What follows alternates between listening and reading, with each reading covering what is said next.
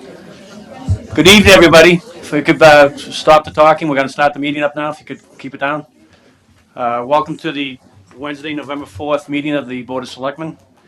At the beginning of every meeting, I announce that the meeting is being recorded and transmitted via cable television. To start every meeting, we always start with the Pledge of Allegiance. So please rise. I pledge Allegiance to the flag of the United States of America, to the republic for which it stands, one nation, under God, indivisible, with liberty and justice for all.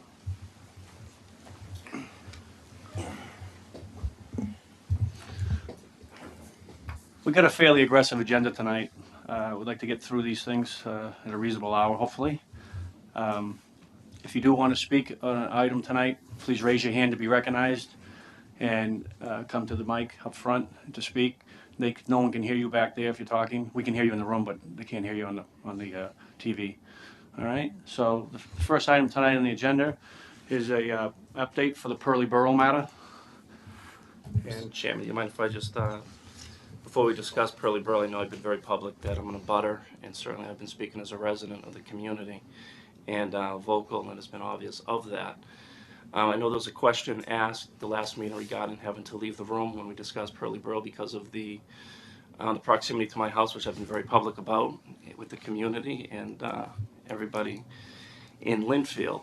I spoke with state ethics because I want to make sure I handle this in the right way to no way derail the discussion and the positive work we've done, the community has done, and the neighbors, and asked them how I could best still retain my voice as a resident of Linfield and not have to leave the room, which is my goal, so I can still have that voice and I don't lose it just because I'm elected to the Board of Selectmen.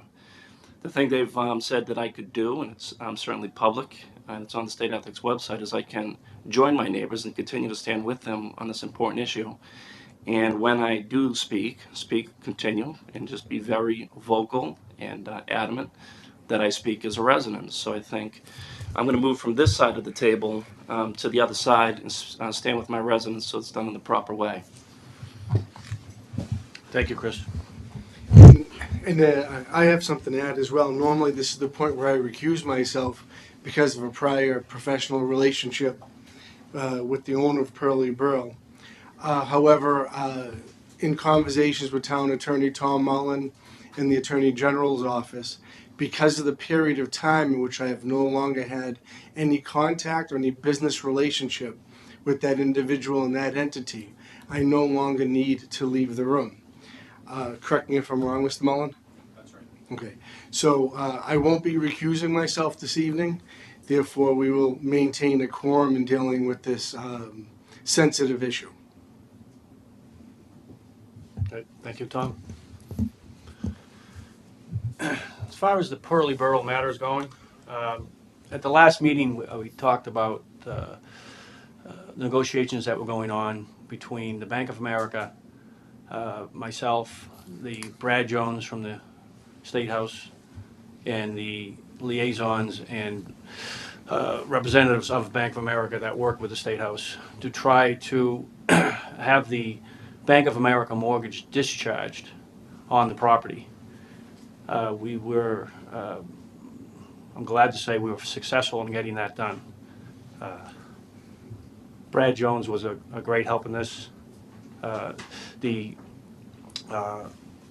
Bank of America was very cooperative with this. We called them on a Tuesday after the meeting that we had. By the following Friday, they had the mortgage discharged. So that was one of the impediments for the current owner moving forward with cleaning up the property. Now, they have been notified that this has been done, and we are now in negotiation with the second mortgagee, and they are working with Global Oil, who has the second mortgage on the property, to work on getting that one also dissolved or renegotiated at some point. So once that's taken care of, then they can move forward, hopefully in the very near future, on raising those buildings and cleaning up that property. In the meantime, our building inspector, Jack Roberto, and town council, Tom Mullen, have put together a cease and desist order for the owners up there to stop any and all business activities on the property. That was given out approximately 2 weeks ago. And if Attorney Mullen, is my time frame accurate? That's right. Yeah. So, and that was a 14-day cease and desist order. So they're at the end of that where they do now have to comply with that. So we are going to enforce that this week, make sure that they are complying. And once we hear back from the attorneys from the owners, we will move forward with the next step. What the next step might be, the possibilities are, hopefully we can work with the current owners and the developers they want to work with to have those buildings taken down, have the property cleaned up, have it tested again for the environmental hazards, and they will be able to set a plan up to start moving forward on whatever development they want to propose to the town for that property. If that isn't done in any kind of timely manner, or if they get some serious roadblocks, we are also considering the possibility of taking it on tax title. And there are some provisions under the tax title laws that the town can take it without taking on the environmental liability. And those are things we are pursuing. So we hope to have an update at the next meeting that will let us know where we've gotten with these items. I've tentatively talked to the owners about giving them until the 1st of December to set up a plan and raise the buildings on the property. Whether or not that can be accomplished remains to be seen, but that's, I'd like to give them some sort of timeline so this isn't just dragging out for months on end without any resolution. So it is moving forward. I hope to have, the goal here is to have those buildings taken down, have the property secured, have this health and safety hazard resolved within the next month or two. Okay? The next item we're talking about tonight is we have a joint meeting with the planning board to fill the vacancy on the planning board. We have the members of the planning board in the front row here. I would like to entertain a motion to act as chair for the joint meeting for the two boards, if you would. So moved. So moved. Okay, all those in favor? Aye. Great, thank you.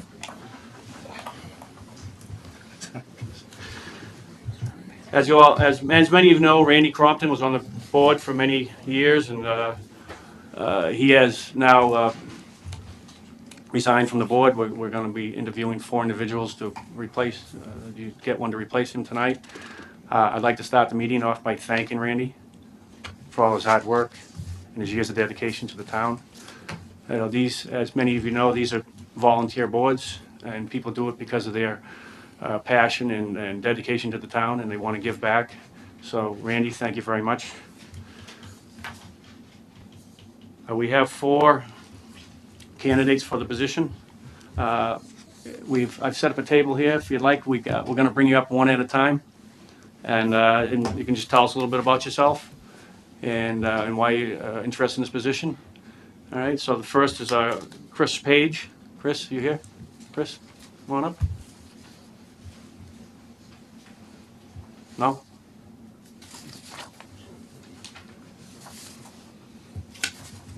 Okay. Move on. Richard Dalton. Richard, welcome.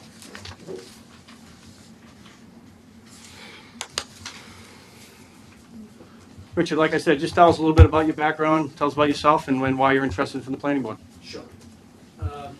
So I guess just quickly, I've lived in town for over 30 years.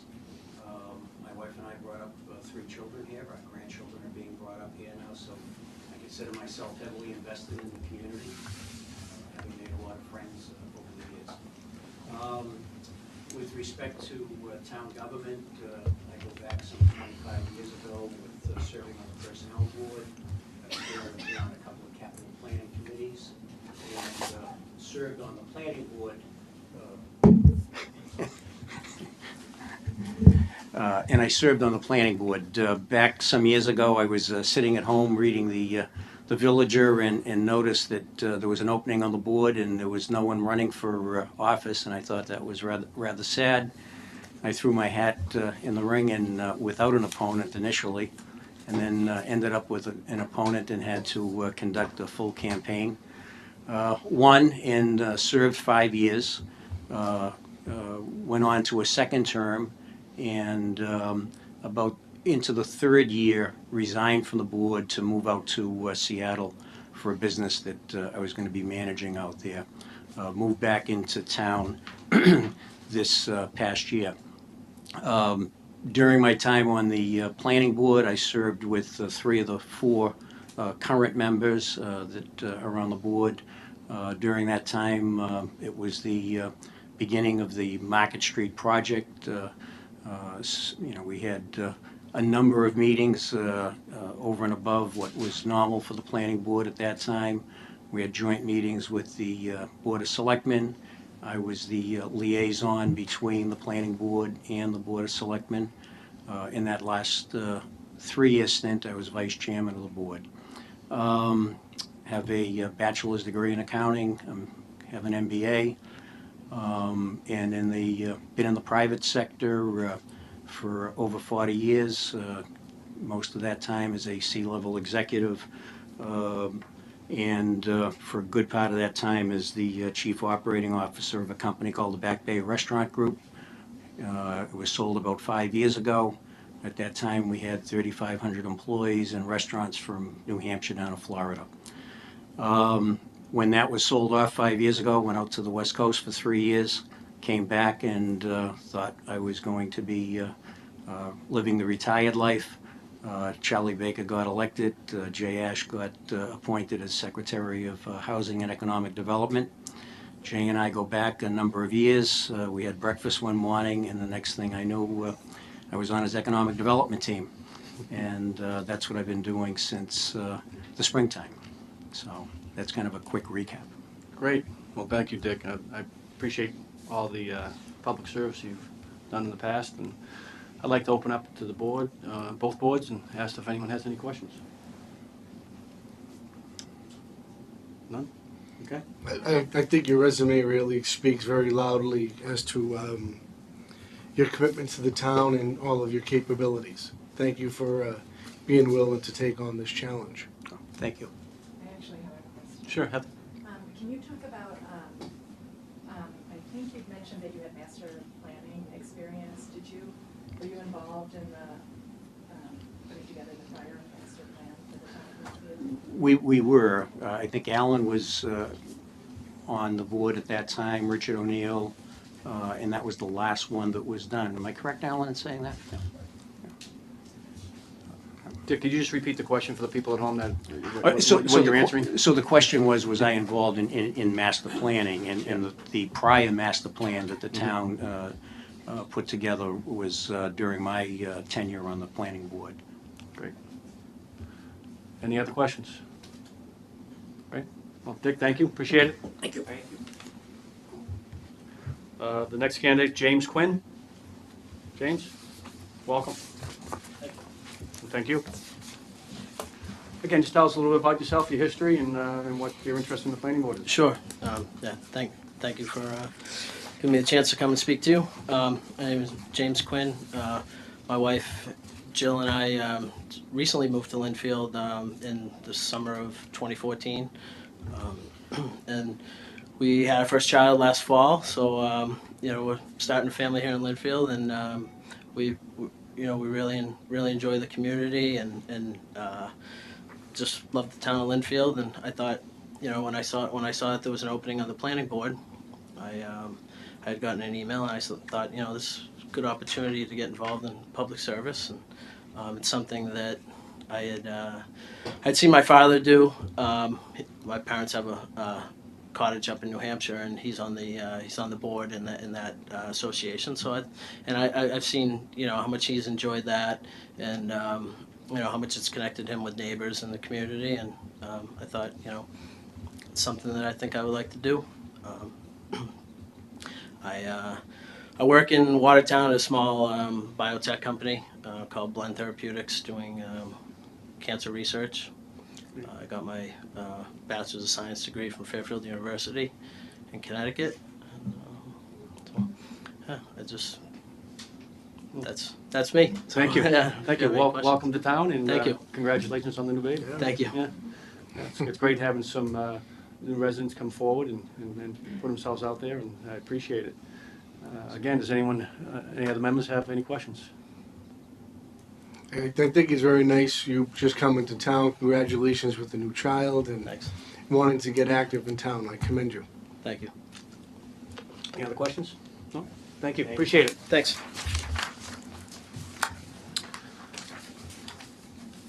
The next candidate is did Christopher Page come in yet? No? Okay. Brian Tewksbury. Brian, welcome.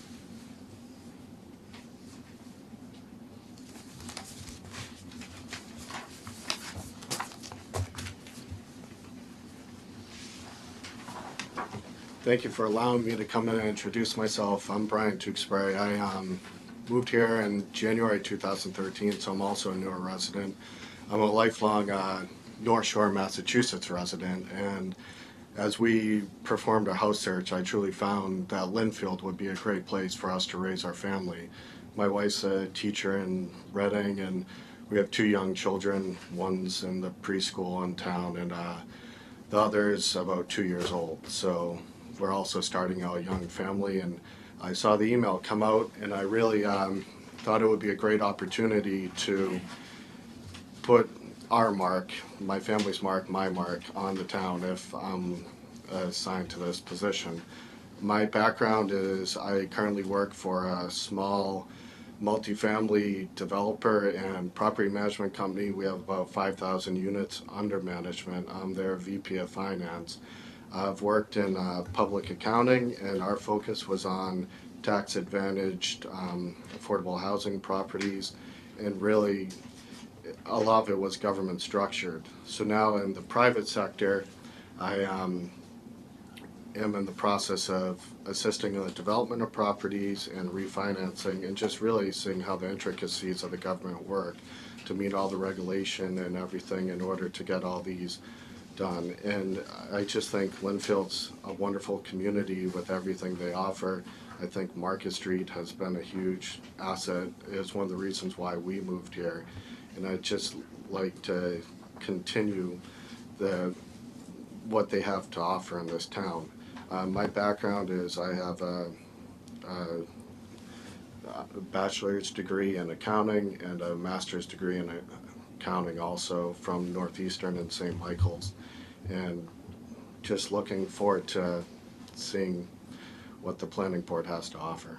Great. So, Well, thank you. in a And again, nutshell. welcome to town, and thank you. this is how most of us have started. We get here and we get young families, and you start giving back, and that's what keeps the town as nice as it is. And, Yeah. and you're right, it is a great town, and the volunteers that we get make it such a great town. So thank you. I really appreciate it. No, I'll thank open you. that up to everybody. Anybody have any other comments or questions? Well, I'd like to thank you for throwing your hat in the ring here, so to speak. Certainly well qualified in dealing with real estate, and who can't love an accountant? I can name a few. All right. Thank you, everyone. Thank you. Appreciate it. And I saw Mr. Page is not shown. Okay. Well, the fourth candidate was Christopher Page. He has not shown. So those are our candidates for this position. And at this point, if someone would like to open discussion or make a motion, I'd appreciate it. I'd like Alan? to make a nomination of Richard Dalton to fill the open slot. We have a nomination for Richard Dalton for the position. Do we have a second? Second. We have a second. It's been a motion and second for Richard Dalton to fill that position. All those in favor? Aye. Aye. All those opposed? Okay, it's unanimous. Richard Dalton, welcome. Thank you very much. And our other candidates, I want to thank you for coming forward. There's always openings for different boards. I implore you to keep looking, and we'll keep you in mind also. But there's constantly changes going on within the town. So thank you for putting yourself forward, and keep an eye out for the next opening. Okay, thanks a lot. Appreciate it. Mr. Wills. There was a fellow named Quinn that had a resume in, and, No, I think we heard from Mr. Quinn. We heard from Mr. Quinn. Mhm. Charville, maybe. what? Yeah, Mr. Quinn Oh, spoke. we had Quinn. Oh, Yeah. I'm sorry, I got it mixed up. Yeah, Mr. Page was not here. No, Chevelle. Yeah. Yeah, it's Yeah, Brian. yeah, Sh- he yeah, withdrew. pulled out. He withdrew. withdrew. Yeah. He'd be a great candidate, though. I know he's got a great resume. But I'd just like to say that my fellow selectmen, I think Selectman turnover, especially, made the point about new residents wanting to get involved quickly. And I greatly appreciate that. I know my fellow selectmen doing our residents in Linfield. And this is always the most difficult, I think, job for us on the Board of Selectmen. All these wonderful people to step forward, and we got to just kind of rest on one and to vote for one. So, like Selectman Crawford said, the chairman said, continue to stay involved and look for other opportunities. I thank you for your eagerness to serve. Thank you. Okay. Mr. Dalton, thank you. Appreciate it. Welcome aboard again. Yeah. Good luck. And we'll see you soon at the board meetings. Move to close the joint hearing? Second that. All those in favor? Aye. Aye. Thank you. Thank you. Planning board, thank you. Just feel like I'd like to go back to the first issue, which was Pearly Brill. Just want to let everybody know, and I'll go on tape, that I did file a disclosure regarding that issue with the assistance of Mr. Mullin, so if there's any questions, you can see that at the clerk's office. Thank you. The next item is our, we also have a town accountant position that we need to fill. We have 3 candidates that have come forward. Our town administrator has done preliminary interviews. Mr. Boudreau, would you like to discuss that? Well, we're gonna have to come I back. need to stop this for a moment here. I also filed a disclosure agreement on this topic as well. One of the candidates was a client of mine, and I needed to file to let the town know that I have dismissed that person as a client. So now I'm sitting here with that person not being my client, and I believe I can vote impartially on behalf of the town.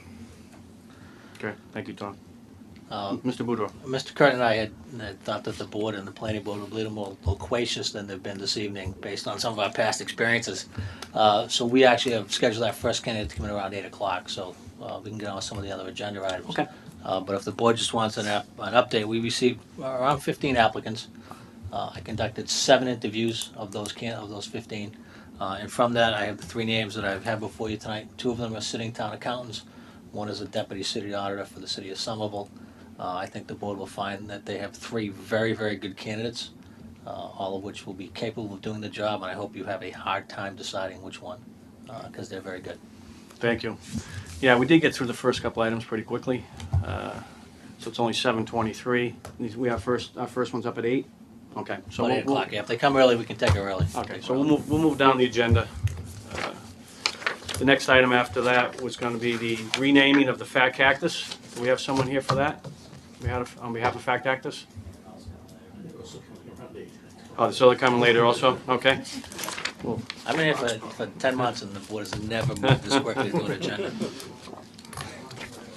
Well, the next item, and I'm sure some of the residents of Oxbow and Homestead will be happy, is the rename, is a request for some stop signs. Have the residents from that, for Oxbow, please come up and you can have a seat at the microphone and just introduce yourself, your name, address, and Sasha Nissenbaum. I live at 14 Homestead Road. In Linfield. You want me to speak on? yeah, just speak to what the issue is at the area, and I know we've had. Turn the mic on. Yeah, there you go. We've had the both the DPW director and town administrator take a look at that intersection, so we are familiar with it. So why don't you just describe what's going on there and why the request for the stop signs? So the request for the stop sign is that as a resident there, I'm right on the corner, and I've spoken to Mr. Crawford a couple times about just the amount of traffic, primarily in the mornings and afternoons, that go through there. And I have 2 children right there in the corner. There's and my son is 2 years old. My daughter is 5 months old. across from me is a 2-year-old, and then on the corner of Homestead and kind of Oxbow on the other side are also 2 children. One is, I think, 5, and then the other one's around 2. And then in the neighborhood in total, there's about 33 children, and I think the oldest is about 14 or 15. So it's a neighborhood that has a multitude of young families, and it's just gotten to the point where every day it seems like there's an issue with a parent yelling at someone to slow down, or it's, there's been, I guess, a few accidents prior to me moving in. My neighbor John Goodwin has kind of filled me in on the people coming around his corner and cars parked out in front of him being hit, and it feels to me that it's a safety issue, and with the amount of children running around, it seems like something that we as a neighborhood all would like to see. Great. Well, we've had the DPW director does concur that it should be a 4-way stop for the safety of the children and the speeding that might occur there, and that's why it comes to this board, so we could approve something like that. I'm very familiar with that neighborhood. We had a 10-year-old young lady sign a petition a year and a half ago asking for some signs that the children's slow signs that you see going around the corner. She requested those, and she got every child in the neighborhood to sign that. So that was pretty inventive for them to bring that to us from the child's point of view. And I'm familiar with the neighborhood because I live about a half a mile from there. And that there is, I don't know if anyone's gone around the Oxbow Homestead Circle, but if you go around the whole Homestead Circle, it looks like a Toys R Us truck came and just dumped everything out of a 40-foot tractor trailer. There's enough toys there for a couple hundred children, but it's amazing. It's a great neighborhood, all young children. It's all turned over recently, so this intersection is a very busy intersection, and I believe that stop signs are warranted there, and I'd like to open it up to my board. Any comments or questions? I think this is a great idea. I think the stop sign is needed there. I've driven down there quite a bit, and there are too many kids to take a chance. And I think safety is number one. I have also talked to John Goodwin quite extensively about this, and he is a lieutenant on the Revere Police Force, and he's in charge of their traffic committee. And we went into detail as to the traffic flow there, what the kids' activities. Kids just run, and I think in our town, they're just not expecting to have a car come up on them so fast. Versus living in the inner city, you have to look before you even step off the sidewalk. So I think that living here, we need to take additional precautions, and this precaution is certainly needed. So it is something that I would support 1,000%. Chris? I have to agree with my fellow selectmen. I think this is a great idea. Being a father of 2 young children, at least I live on a dead end, but still certainly cars come down that dead end pretty quickly. And I've driven through your neighborhood and I've seen that. When I saw this on the agenda, I took a drive through, and I think that's an absolute must. So I appreciate that you brought this forward for your neighborhood. Thank you. With that, I'd take a motion to approve a stop sign, a 4-way stop at the corners, at the cross of Homestead and Oxbow. So moved. Second that. All those in favor? Aye. Thank you. Pleasure. Thank you. Thank you. Appreciate it. Hopefully this will help now. We hope so. It'll help. You won't have to put the little green guys out on everything. The next item on the agenda is the Kinder Morgan update. The Kinder Morgan, as many of you may know, I don't know how many attended the meeting. They did come and do a open house at Spinelli's last week on Thursday evening. They had 25 members that came from Kinder Morgan to discuss different topics with the residents and the abutters. And I did get some feedback from 2 or 3 of the direct abutters of where the proposed pipeline is. Again, they weren't thrilled with the meeting. We are still taking the stance that we're going to fight the pipeline. No one wants the pipeline. The pipeline's does no benefit for the town of Linfield. And if you listen to what they said on how they propose to build the pipeline, they're going to put in a 100-foot swath that they have to clear to put this pipe in, because they build the pipe above ground and then they dump it into the ditch. But they have to take about 100 feet along that easement that goes through North Hill, and that's going to be the front yard of a couple of the houses and the backyard of a couple of the houses. And it'll be taking walkways and fences, and in some cases, even a couple of driveways will be compromised. So it's not a good situation for anybody to have to go through this. Again, it's something where the deadline right now is November 20th is when the application is going into FERC. And FERC is the federal commission that governs the approval of these permits. And this is going to be several months before it gets approved, if it does get approved. But once that FERC application goes in, the town of Linfield will then file as an intervener. If you file as an intervener, you become part of the process. We can comment on it. We can express our objections to the process. We can see what other towns are saying, and we can be part of the whole from start to finish. I know our water district is also filing as an intervener, so they stay involved. And that's the next process that we have to follow through as a town. Again, you don't file until they file. So right now, their deadline, the last deadline we got was November 20th. Other than that, we've asked them several times to come to a Board of Selectmen meeting. I understand that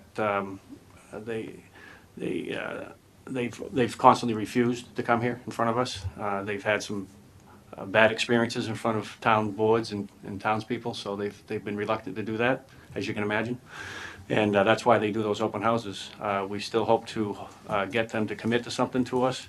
They haven't. I did speak with them today, and they still have not given me a firm commitment that they will do that.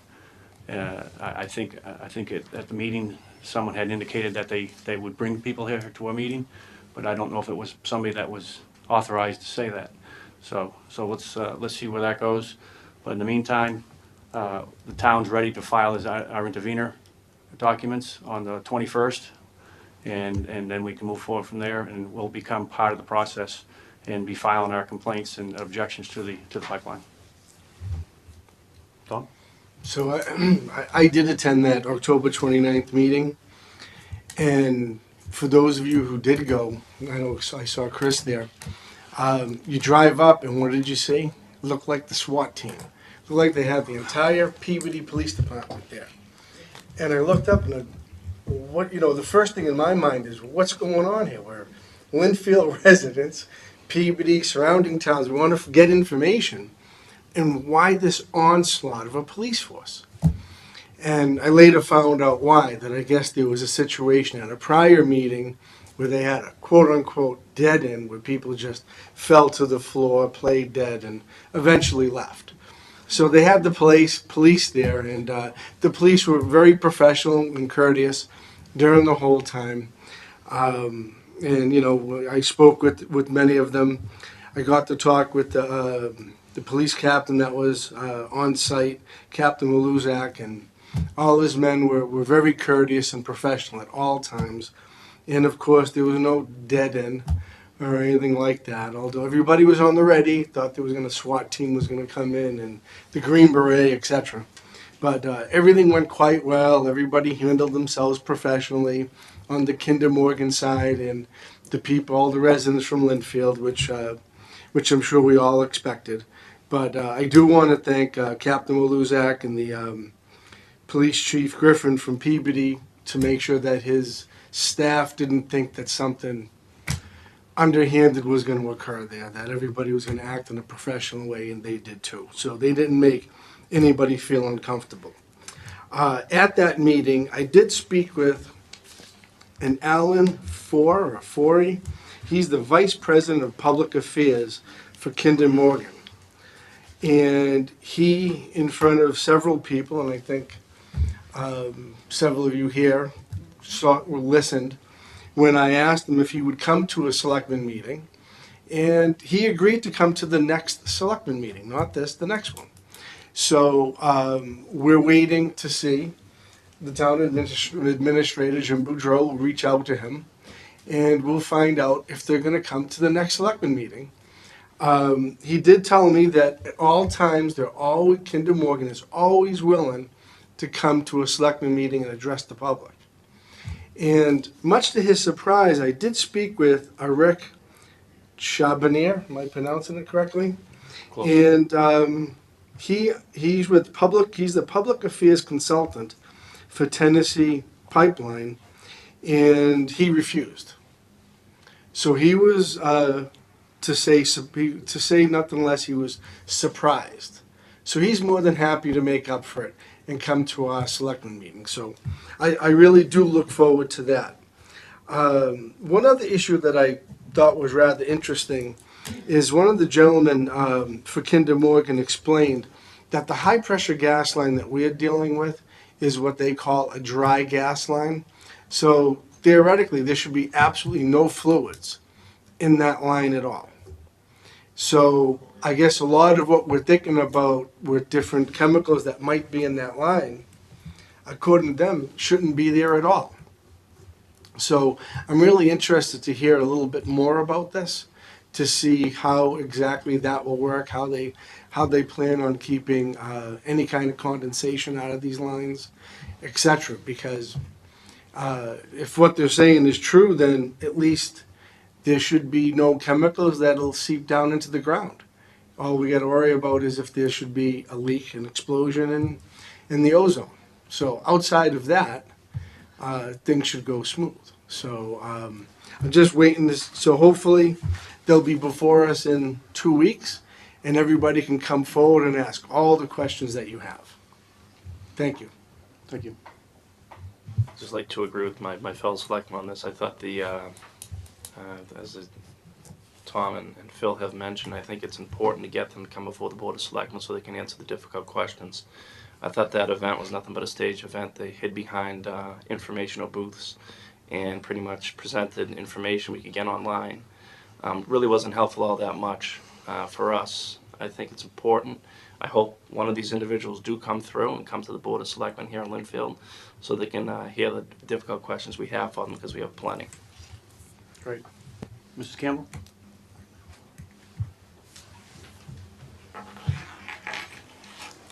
I was just wondering if Mr. Boudreau was able to contact them when we talked about them coming, so that they'd be entertaining questions from the public and be televised.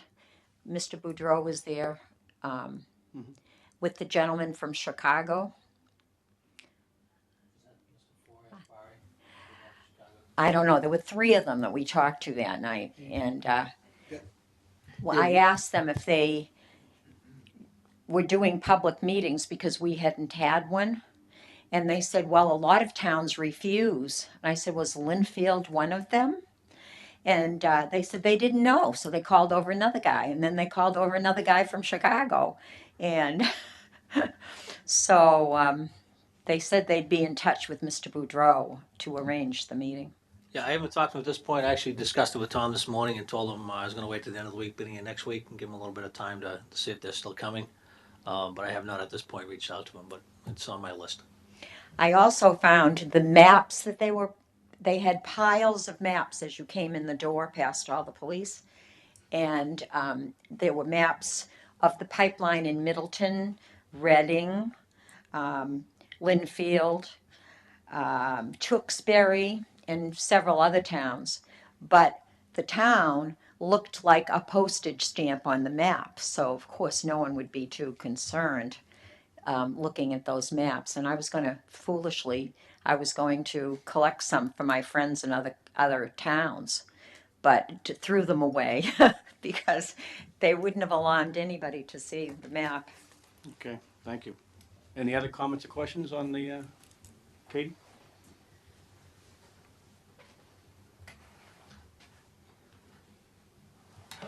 My name is Katie Shea, 7 Daventry Court.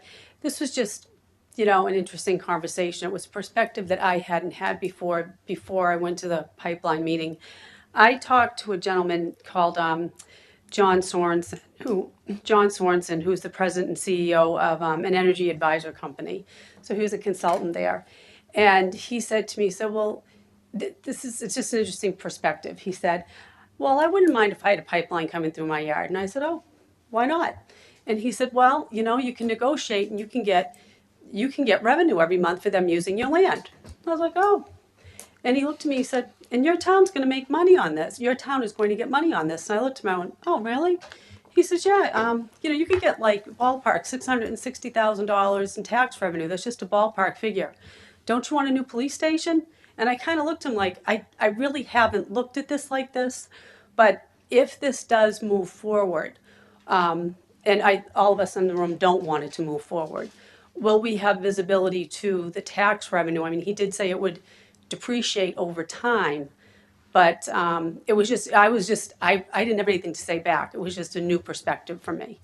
So it's just something interesting that, as we move closer, we've heard that they like to kind of throw money around a little bit. Just an interesting conversation. So, thank you. Okay, thank you. Any other comments, questions? Yeah, I just thought Tom's comment about the police, that's probably my fault. The town administrator in Northfield, where the die-in was the night before, was actually a member of the finance committee and the school committee in Norwell. He called me the morning of our meeting and filled me in on the die-in. And a meeting that had been held the night before in a different town where over 500 people showed up, staged a demonstration, staged another die-in. They caught a woman trying to get in with a pie because she was going to throw a pie at somebody at Kinder Morgan. So I called Chief Breen to let him know, and Dave in his own style said, okay, well, that's in Peabody, so I'm not going to worry about it. But we called the Peabody chief, put the Peabody chief in touch with the Northfield chief, and it was based upon their conversation that the Peabody chief had all that police presence there, because I guess the two previous meetings got out of hand. So that's why the police were there that night. I can appreciate that, the concern, but I just still couldn't get my arms around the issue that these are our neighbors from Linfield, and do we really anticipate them dropping to the floor? Well, it's not your neighbors from Linfield or your neighbors from Peabody. It could be anybody, because this is a public forum. People come from a long way to come to these things sometimes. I don't know if you watched Monday Night Football, where 2 people hung from the football stadium protesting fracked gas. So, these protests, it's not necessarily your friends and neighbors. It could just be people who come to these meetings and protest. So, but that was based on the Peabody's chief's conversation with the Northfield chief. That's why they had the people there. Great, thank you. Plus, we're not paying for the detailed pay, right? We're not paying for the details, and I believe Kinder Morgan gets a bill for those details. So I don't think Peabody's going to pay for them either. Any other questions, comments on this? Next item, an update on the Camp Curtis Guild cell towers. I did speak with the DCAM representative, Jason Hodgkins. They're under a site review right now for where they would possibly put either 1 or 2 cell towers on their property. When we discussed it a few weeks ago, I brought to his attention that there's a current pipeline and metering station near Sevenor Way that exists now. That's the existing pipeline. That's also where they're talking about bringing in a proposed new pipeline if it does come in. You would have a second pipe, 24-inch high-pressure pipe there and they would be rebuilding the metering station. So with that, he brought their site review committee out there.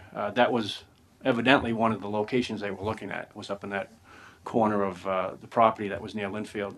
So they've gone back to the drawing board and are trying to figure out where they might want that in a different location on the property.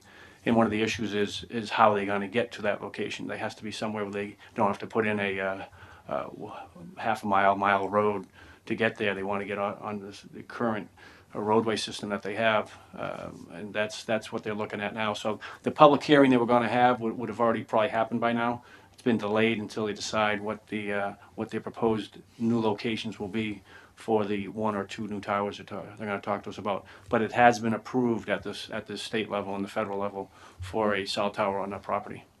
Okay. what else we got? Union Hospital update. Union Hospital. I see Mary back there.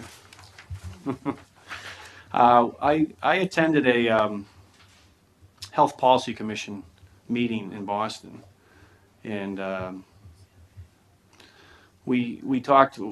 We had a meeting set up through our state senator Tom McGee, with Mayor Kennedy from Lynn, Representative Donna Wong, Brad Jones. We had the Executive Director of the Health Policy Commission, David Seltz, his Chief Counsel, and his Chief of Staff were all there. Wayne Perry from Linfield also joined me there. He works in that area, and he came to the meeting. So we discussed what powers and what does the Health Policy Commission do. I mean, this is what they do. They oversee not only hospitals, but they're an advisory board to the Mass Department of Health. So we discussed it for about an hour on what our objections are to them closing. Obviously, it's a hospital that serves about 150,000 residents in this area, primarily Linfield, Saugus, West Lynn, South Peabody. Those are the primary people that go there. Lynn has 90,000 residents. That if they take this away, they will not have a full-service hospital in Lynn. Linfield, we are 5 minutes from Union Hospital. Saugus, 5 minutes away. And if we have to go to any of these other hospitals, we explain to them, we're talking about another 15, 20, 30 minutes, depending on time of day and which hospital you're trying to get to. So we stress to them how, and everybody had pretty much the same discussion with the director, was how this is not acceptable, and we can't see how they could possibly propose this move for Partners Healthcare with leaving that many residents without anywhere near the same level of healthcare we currently have. And it's not so much day-to-day healthcare; it's emergency healthcare too. I mean, that's the big piece we're going to be missing. There's no emergency room on 128 belt. There's no emergency room closer than Salem, Melrose, Wakefield, Winchester, Beverly. If you have a winter like last winter, you're not going to get to any of those hospitals and within 45 minutes, not to mention 30 minutes. And even the Health Policy Commission director was talking about how they were discussing that even in the 2-foot snowstorm, there was Linfield ambulances coming right down to Union Hospital without a problem, because that was plowed, and we were bringing residents there that needed the emergency care. And I said, that's exactly right. Now, where would they have to go? They would not get to Salem Hospital. So we implore them that when they do their final recommendation to the Mass Department of Health on this hospital, that this become the primary concern of that report, that these 3 towns need emergency care and trauma care for all of our residents.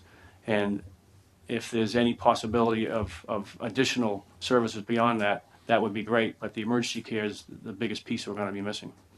So, do you have anything to add, Mary, to that? It's just that I'm hearing that things are moving. Should probably come Come up here, Mary, please.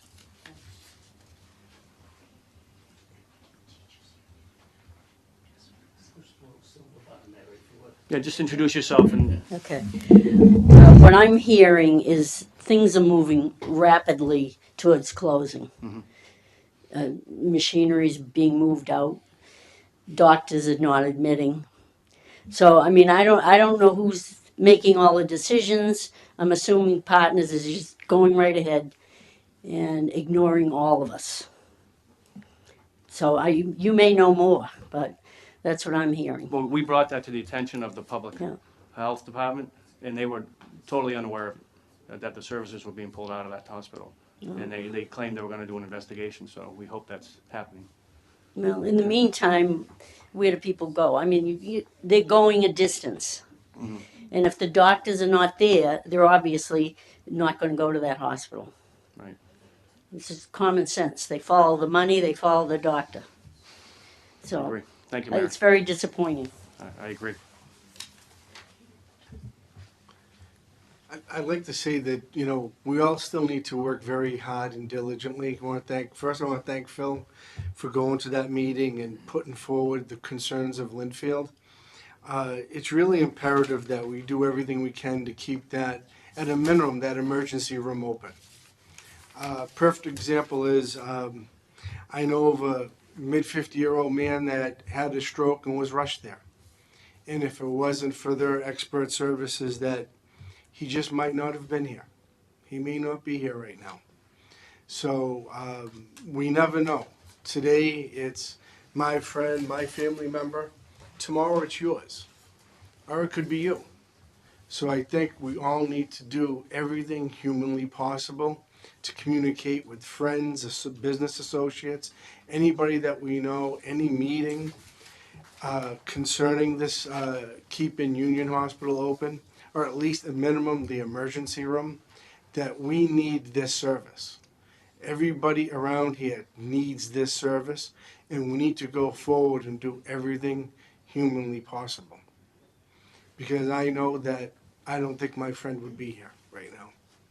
So I hope and pray that we can all accomplish this goal together. Thank you, Tom. Chris, anybody? Where do you get the signs to put, like? Linda, if you got something to say, come up to the mic, please. I know I can hear you. Everybody else wants to hear you at home. Hi, my name is Linda Gavro, and I live on Merrill Road. And I noticed in town that some people have signs in their front lawn about not closing the hospital The in Lynn. Save Union Hospital signs, yeah. Yes. Yeah. Where do you get those? I think if you speak with Mary Stewart, who spoke earlier, she's kind of the Because liaison. I would put one up the corner. She's the liaison on that, with that group for the town. Okay, Yeah, so speak with Mary. all right. Okay, thanks, Linda. Thank you. Any other, Pat?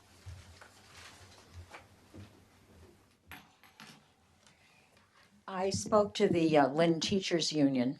There are 28 schools in Lynn, and there were at least 1,200 teachers when I served there as a teacher, and many paraprofessionals, staff. So I urged them to take a position, an active position in trying to save the hospital because it's so critical to the children in the schools there. Mm-hmm. And the Linfield Teachers Union might well try to do the same. I'd be happy to speak to them, or maybe someone out there is listening and add their voice to the voices of the many that are speaking. And the other thing was that my mom lived next to the Union Hospital, and I took her there many times into the emergency room as she grew older. And often the staff there were very upset that Salem was diverting patients to Union. So my question is, where is Salem going to divert their patients now if they close Union Hospital? Right. Well, that's been one of our concerns, Pat, was they're adding 100 beds to Salem, but they're losing over 200 beds in Union. Yeah. So where's that overflow going to go? Not only the overflow, but now you got ambulances backing up at your door. We've already had a couple of instances that we've been told that they've already sent people there and they've had to wait 15 or 20 minutes to get in the door. So that's, you can already see it's not going to be a good situation when it finally all happens. So I agree. And these are some of the concerns we've been bringing to the state level. Anyone else? Jerry? Yeah, you do.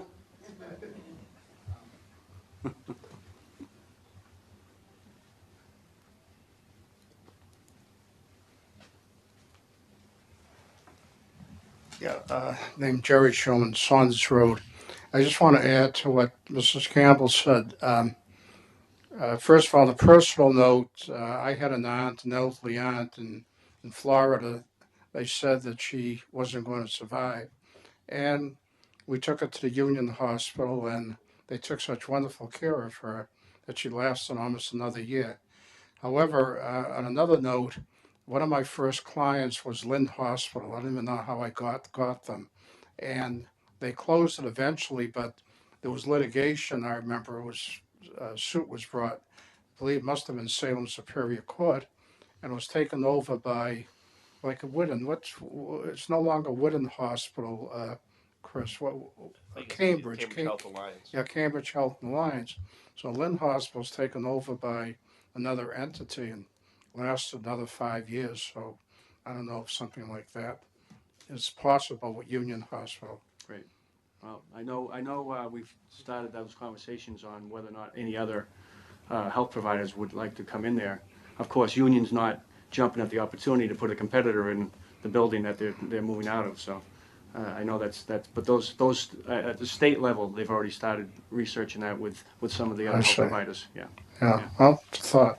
Yeah, thank you. Thank you. Any other comments or questions on the hospital?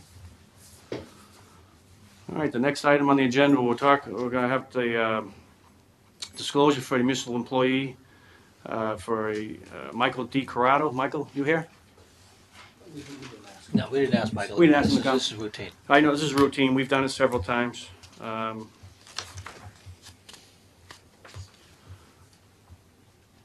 Michael's a police dispatcher, call firefighter. He's also, what type of food service is this for? Do we get? It's the Countryside Deli. This is for sandwiches and things from Veterans Day. For the Veterans Day, food? Yep. Preparation? Okay. We've done this the last 2 or 3 years for the same gentleman, and he's done a great job. If anybody that's gone to these programs that we've had, he provides a nice spread for everybody, and I think everybody's happy with him. They wouldn't be asking him back every year. So I would I'd entertain a motion to approve, Michael. So moved. Chris? All those in favor? Aye. Michael, thank you.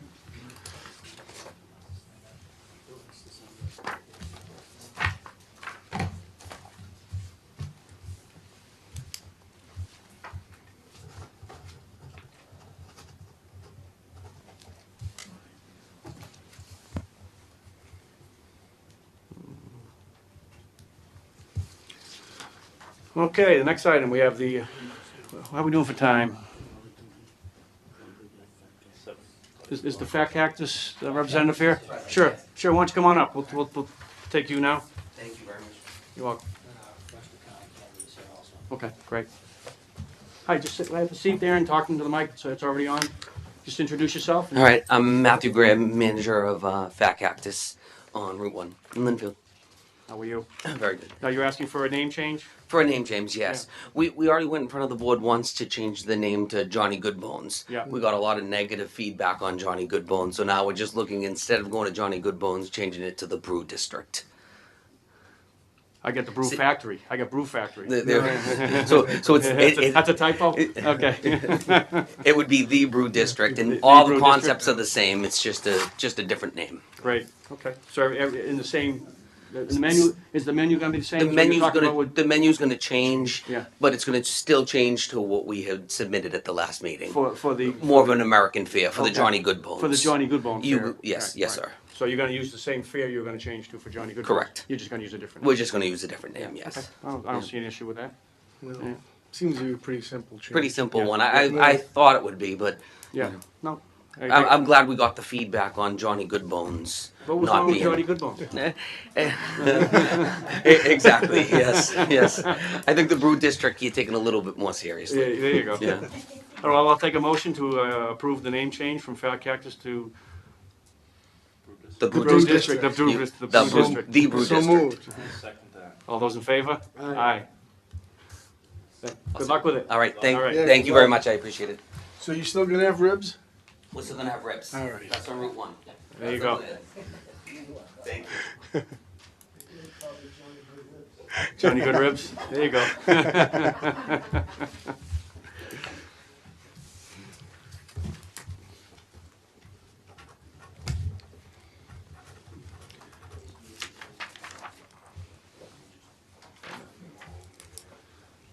We're going to go back to the interviews now for the accounting position in town. I believe our first candidate has arrived.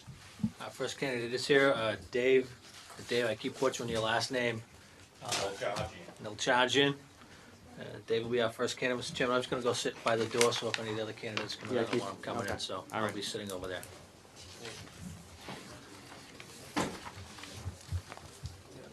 All right, Jim, thank you. Welcome, David. Well, thank you. Thank you for having me. Okay.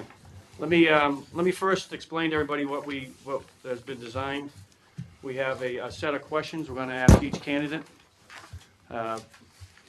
Each member of the board here has, it looks like at least 3 questions each for each candidate, and then we're going to rotate the candidates in the room. Obviously, the other 2 are going to be kept out while we ask these questions.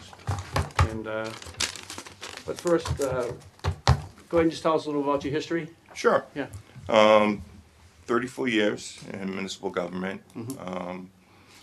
From the lowest position, 20 years of IT work, beginning in operations as an operator, all the way up to operations manager, and then finally technology support, which was basically a development position, in-house development for programming, project management, and then eventually third-party implementations of software and the support of such products,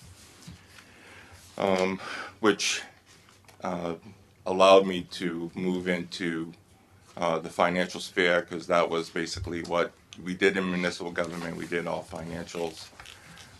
So since we had to in-house develop, then we better know what we're doing with all the applications. So it was a natural progression for me to move into the financial sphere, where I became interim town accountant for the town of Wellesley, and did some supporting roles as assistant business manager for the Wellesley schools, progressing on to where I am today. I'm with the town of West Newbury as town accountant. And you've been there for the last just over a year. Over a year, yeah, great. Well, we have a series of questions that we're just going to take turns asking. This is the format we're going to use for each, and I'll just start off with that. And it says, please tell us a little bit about yourself, which you just did, and the position and why you applied for the position of town accountant, assistant finance director with the town of Lynnfield. So what's attracted you to the town? Well, certainly I in researching the position, I looked at where Lynnfield was heading. Obviously noted all the development work that was going on and the changes that were occurring here. But still, I went out and looked at your master plan report, and saw that the tone was to keep the town as close as possible as they could to have its identity as it's existed for over 200 years now. So that was very attractive to me, and so I wanted to be part of it. It sounds exciting. Great. Tom? Thank you for applying for the position. Thank you very much. And you have a very powerful resume, I must say. What elements of internal control do you think are important for a town the size of Lynnfield? Well, always internal control. It doesn't matter what size it is, because of the risk factors that are involved, and as in all circumstances, it's not only from a financial standpoint, it's also for constituency purposes. We want them to believe that they've hired the correct people that know how to protect their interests as well as the interest and image of the town. So those particular facets, we want to make sure that we have all of our internal controls in place and effective, and keep on examining them, because times are changing all the time, and you just can't sit back and say, yeah, we've got it covered. Great. Chris? So I'd like to thank you for your interest in the position. I appreciate you putting your application in. Thank you. Can you please tell us about an invoice discrepancy that you discovered and how you resolved it? Sure, not a problem. It happens all the time. doesn't matter which kind, you know, like a major project discrepancy or something like that.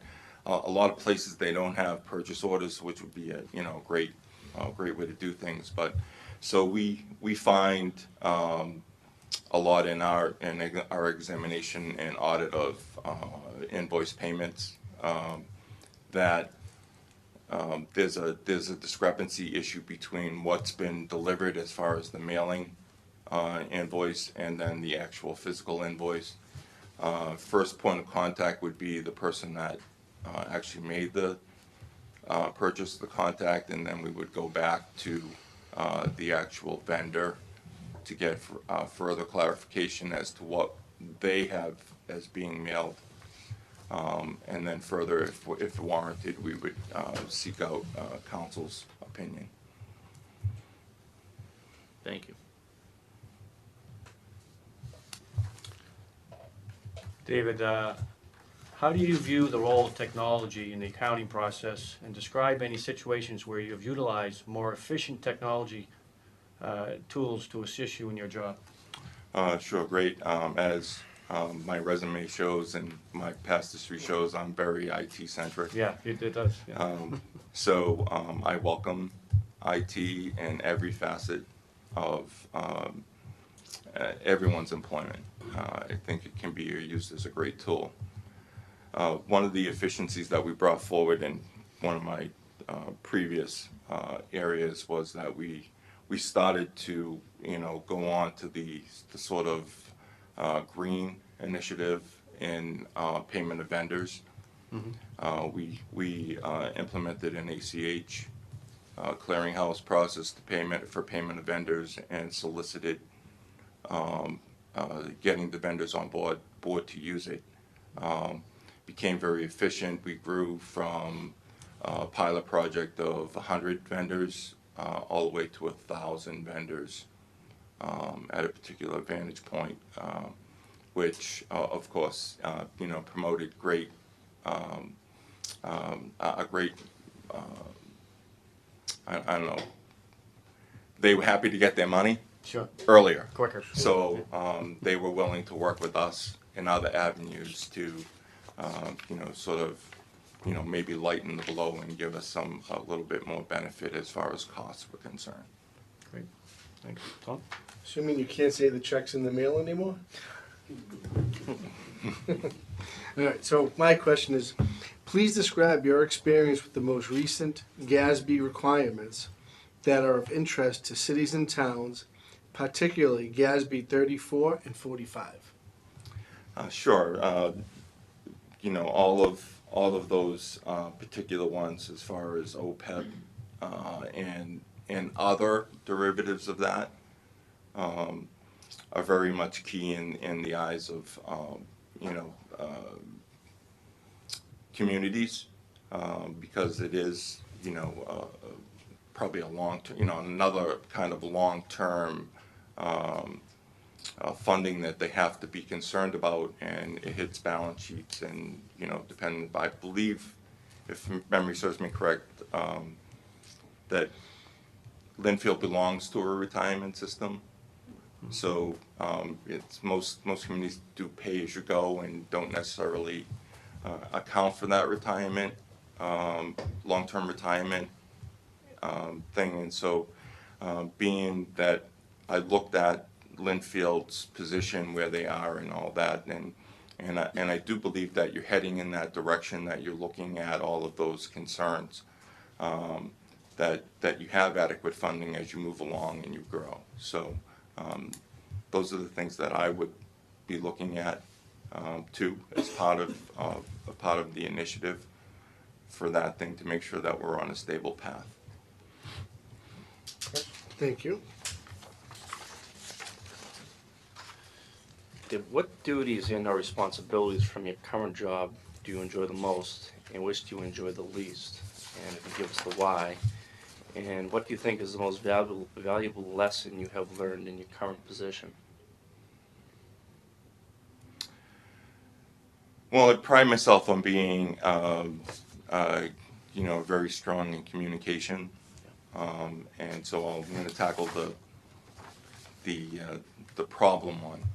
You can never feel comfortable that you've fully, reached out to people and communicated as effective as you think you are. You're not necessarily that, so you want to just keep on coming back. That was a problem for me, that I thought I had communicated effectively. I thought we had, come back a number of times, and there was a misconnection there. So it hurt our relationship, and it really caused an inefficiency in the town for handling personnel issues. So now that we've moved forward, we've gone on track, we've agreed to handle matters in a different manner, and we've got a policy in place now to handle all such affairs. So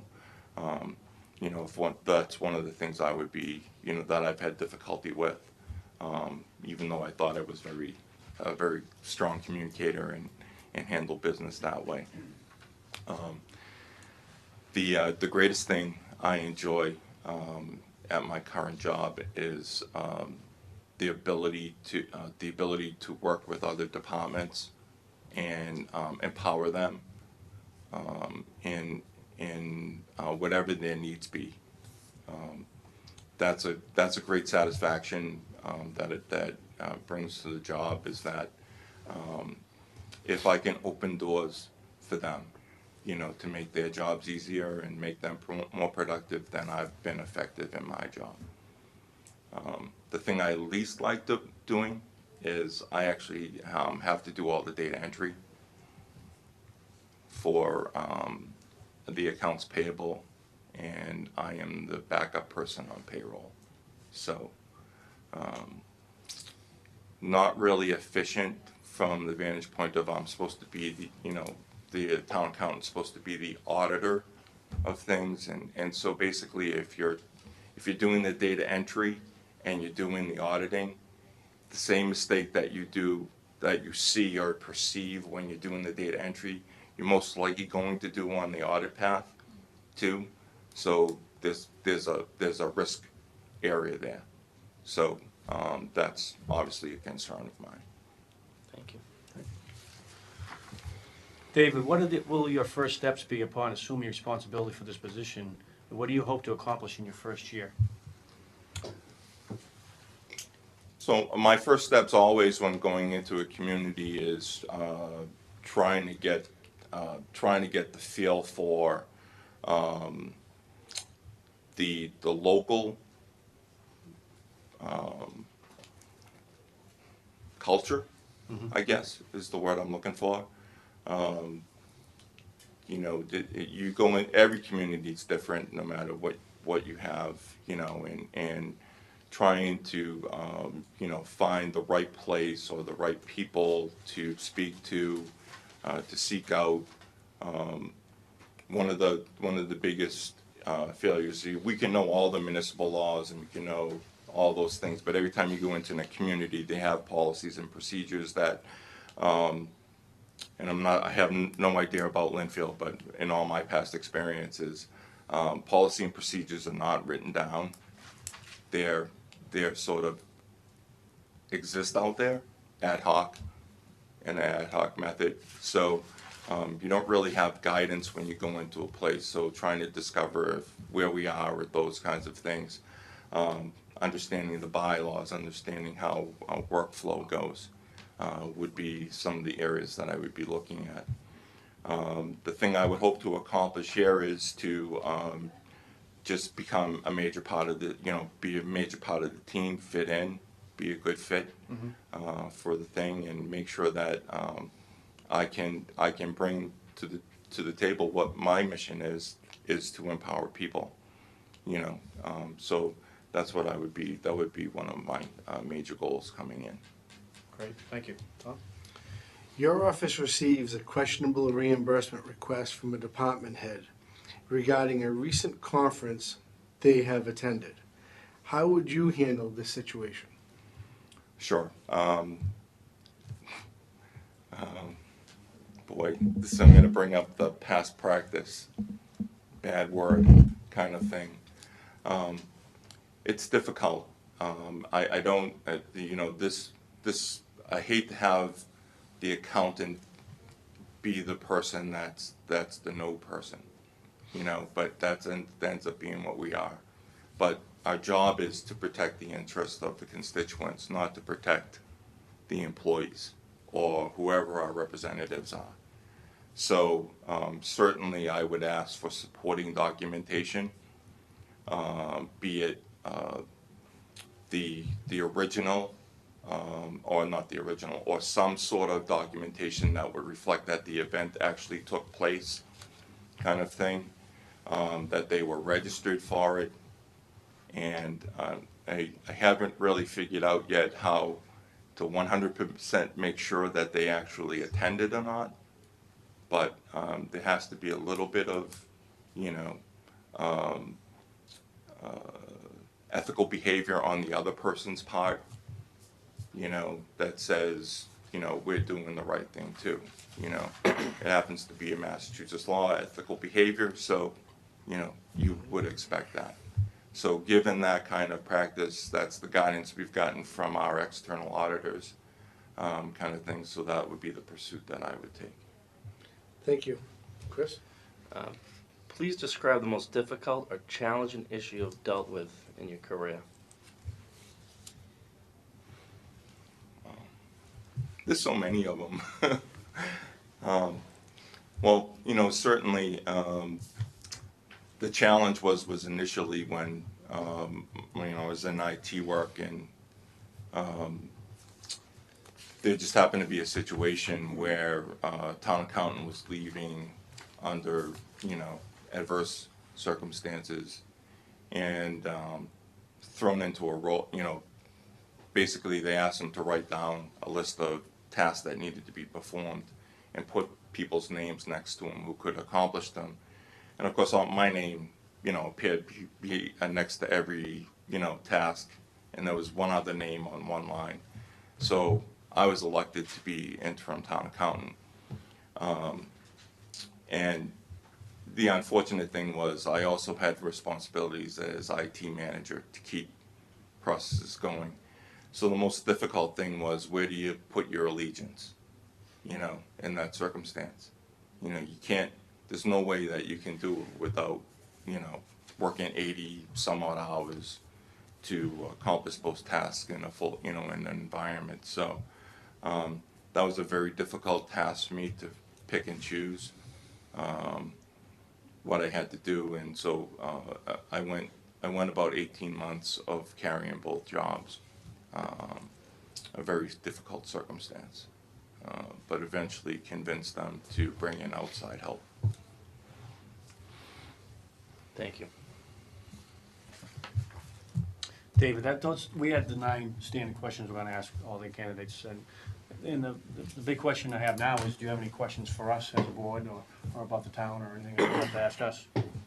Yeah, I don't really have any questions. I listened to, some of the town meeting, and I read your agenda, and as you see, I did a little bit of research on the town as much as I could. And again, I'm very excited about, what's going on with the town of Linfield. I spoke to Mr. Pedro initially in the interview, and it sounds like there's a lot of exciting things going on. And the only thing I'd like you to know is that, it's always my perspective to look at things and say, is it sustainable? Can we look at things this way and say, this pathway are we going? And from what I've been able to ascertain, and maybe any one of you can, it sounds like you have a sustainability plan in place. I know there's been a transition between town manager and things like that, and so I'd like to kind of get a perspective from one of you or all of you. Where do you think you're going with that? Well, yeah, your perception of the town is correct. We've had a lot going on in the last 2 or 3 years. It may be over the last 10 years. If you want to look at it, there's been a tremendous rebuilding of the infrastructure in town. Along with that, we've had many of the key personnel retire. Right. Yeah, at the same time, and so we've been going through this transition period. In the meantime, the town's been growing not only with the infrastructure, but with the development of Market Street, which we're sitting at. This is a big boon for the town. It does allow the town to do some things. We're using some of this money. We put a whole new fields project in place based on some of the tax revenue we're receiving from this. And we have other projects that we're going to be taking looks at in the near future. We have a capital facility committee that's going to be bringing in some town-wide suggestions, which might include the library, a new police station, new fire station, those type of things that they're looking at for the town, the upkeep of the current buildings, along with improvements and new structures that the town might want or need. And that part of it is a big thing that we've been working on for the last several years, because we don't want to see it get into what happened 20 years ago, where the infrastructure got old and decrepit, the maintenance wasn't kept up, and we had to build $70-80 million in new schools, and those we have to maintain those now, and like I think you're right. I think we do have sustainability, and we this project here has helped a lot. It's going to they're going to finish up their second phase of this project, and that's also going to help the town. But the town itself really hasn't changed much. I mean, it's gotten better. We've improved what we have. It hasn't gotten much bigger. There's very little land to build out on, so you won't see the town grow very much bigger than it is. And of course, with the advent of families having 1 or 2 kids now, as opposed to when we were kids, when everybody had 6 or 8 or 10. That doesn't happen anymore. That's true. Yeah. So that also contributes to it. But I think your perception is right. The town's going in the right direction. It's a great town to live in, and the improvements that are coming are going to continue for a while. So thank you. Exciting. Great. Yeah, thank you for coming. Oh. Any other comments, questions? Kudos to you guys. Yeah, thank you For moving it forward. Actually, I did find one comment rather interesting in your resume, and that was you addressed OPEB in Holliston, that you increased your bond rating by addressing the OPEB issue. Right. It just happened to be one of my questions. No, that's true. And so, really quickly, can you tell us what you did? Sure. And this was specifically, dealing with the bond rating again, and I did, the bond rate has changed perspective within the last 2 years or so, and in Holliston, which was a detriment to us, they had a capital projects fund aside from a stabilization fund and free cash. So the whole movement with the bond rating agency was liquidity. Okay, do you have liquidable assets that we can look at, and what's the basis and percentage, and things like that. And so one of the major things was because we kept putting more and more money in the capital fund, but not spending anything. And what the bond rating agency was giving us feedback in is saying, no, that's dedicated money. Okay, that's for capital assets. That's not liquid. Okay, so what we did was we started to talk about and address OPEB rather than keep funding the capital assets. We were saying, I pointed that out to them that, okay, the capital assets fund, we haven't done anything with it in 3 years. Okay, our plan is we're revamping our master plan. Okay, so why don't we begin to fund OPEB? Use some of that money that we have, not all of it, some of it, so that at least they can begin, that the agency can be, the rating agency can begin to see that we have a plan going in place. So we were able to do it over the last 3 years that I was there. They started off with a big lump sum, and then they had a plan out how they were going to continue to fund it for over 20 years. Great. Thank you. Sure. Chris, anything else? No, that's it. Thank you Great. so much. Appreciate you coming in. Thank Great. you very much. Thank you for having me. Yeah, thank you. Good luck with everything. Yeah. You too.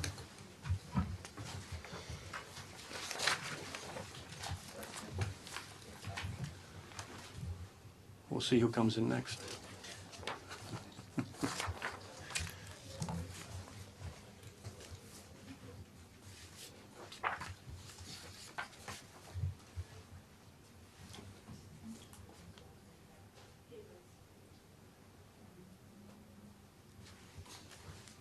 Catherine Gabriel.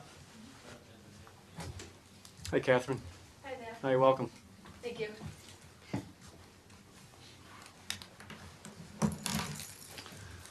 Hi.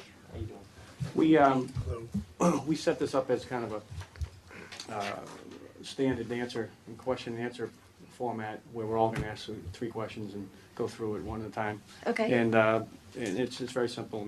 You know, you can just the first one will just be get to know you a little bit. I'd like to know a little bit about yourself and why you're applying for the position here in Linfield. Okay, I have been working in the position of town accountant, municipal finance for about 15 years. I've worked in 4 different towns, and starting with the city of Newburyport. Mm-hmm. And each time that I've changed, it's been to a progressively larger community, except for obviously Newburyport. I left there when my kids were small, just to take a couple of years off. I applied to the position for Linfield because of what Linfield has to offer in terms of the type of community it is, the size of it, the school system, the just the overall atmosphere of the town. Great. And what's now as far as the accounting finance position, is this considered a step up from where you are now? Would you consider that a jump? It Or would was be it more parallel? No, it's more step up in terms of Yeah. the title of the assistant finance director. Currently in Tingsboro, I work very closely with the finance director, but there's a finance director, treasurer, and then we have a town administrator and an assistant town administrator. With the finance director, I perform all the same functions. Mm-hmm. Again, we work very closely together, but I don't have the title. So this would be considered a step up. Great, thank you. Tom? Okay. First, welcome.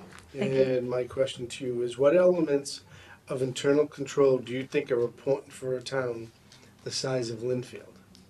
I think transparency is extremely important. Basically, I find that when people ask questions, they want to know something about something. And providing that type of information usually satisfies people. When you don't provide the information, I think it enrages people and causes more problems.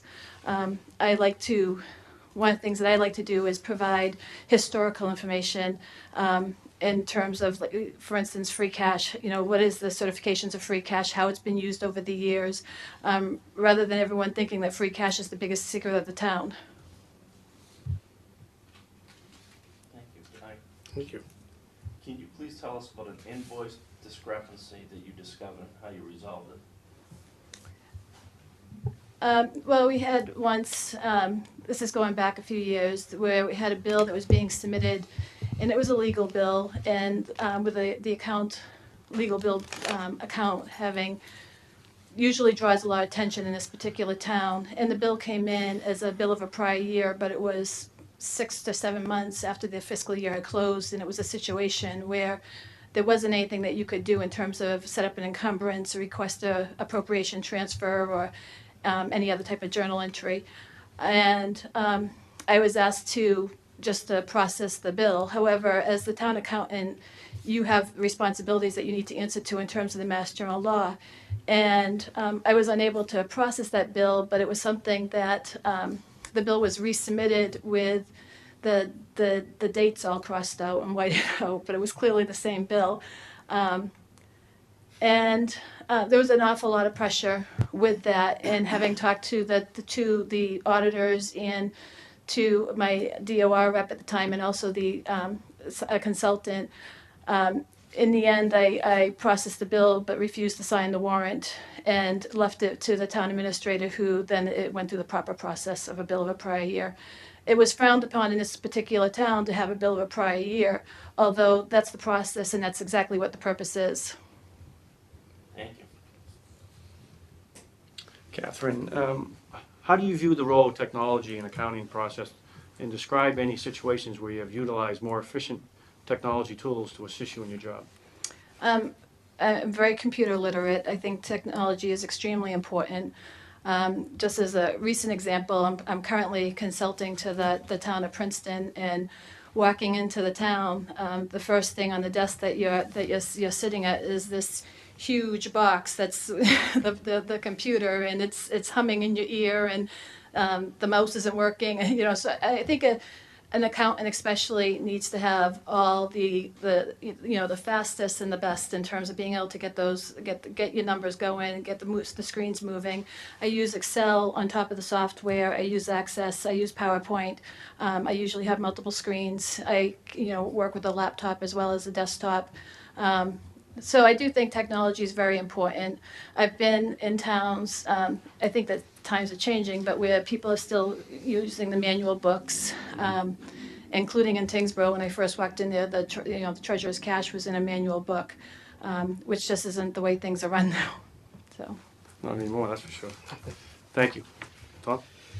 Please describe your experience with the most recent GASB requirements that are of interest to cities and towns, particularly GASB 34 and 45. So, so 34 and 45. So the most recent is we have a conference tomorrow that we're going to for the Mass Municipal Auditors to talk about the new Affordable Acts. With 45, just providing making sure the 34 and 45, making sure the actuaries are done in a timely manner. Based on town with the OPEB. I recently went to a conference with Bartholomew, an investment firm, that they had talked about that those GASBs are actually being replaced and changing with newer versions, which they're going to make the financial records, they're going to reflect the liability in the financial records in a very different light. Thank you. Chris? What duties and/or responsibilities from your current job do you enjoy the most, and which do you enjoy the least? And if you give us the why, and what do you think is the most valuable lesson you have learned in your current position? In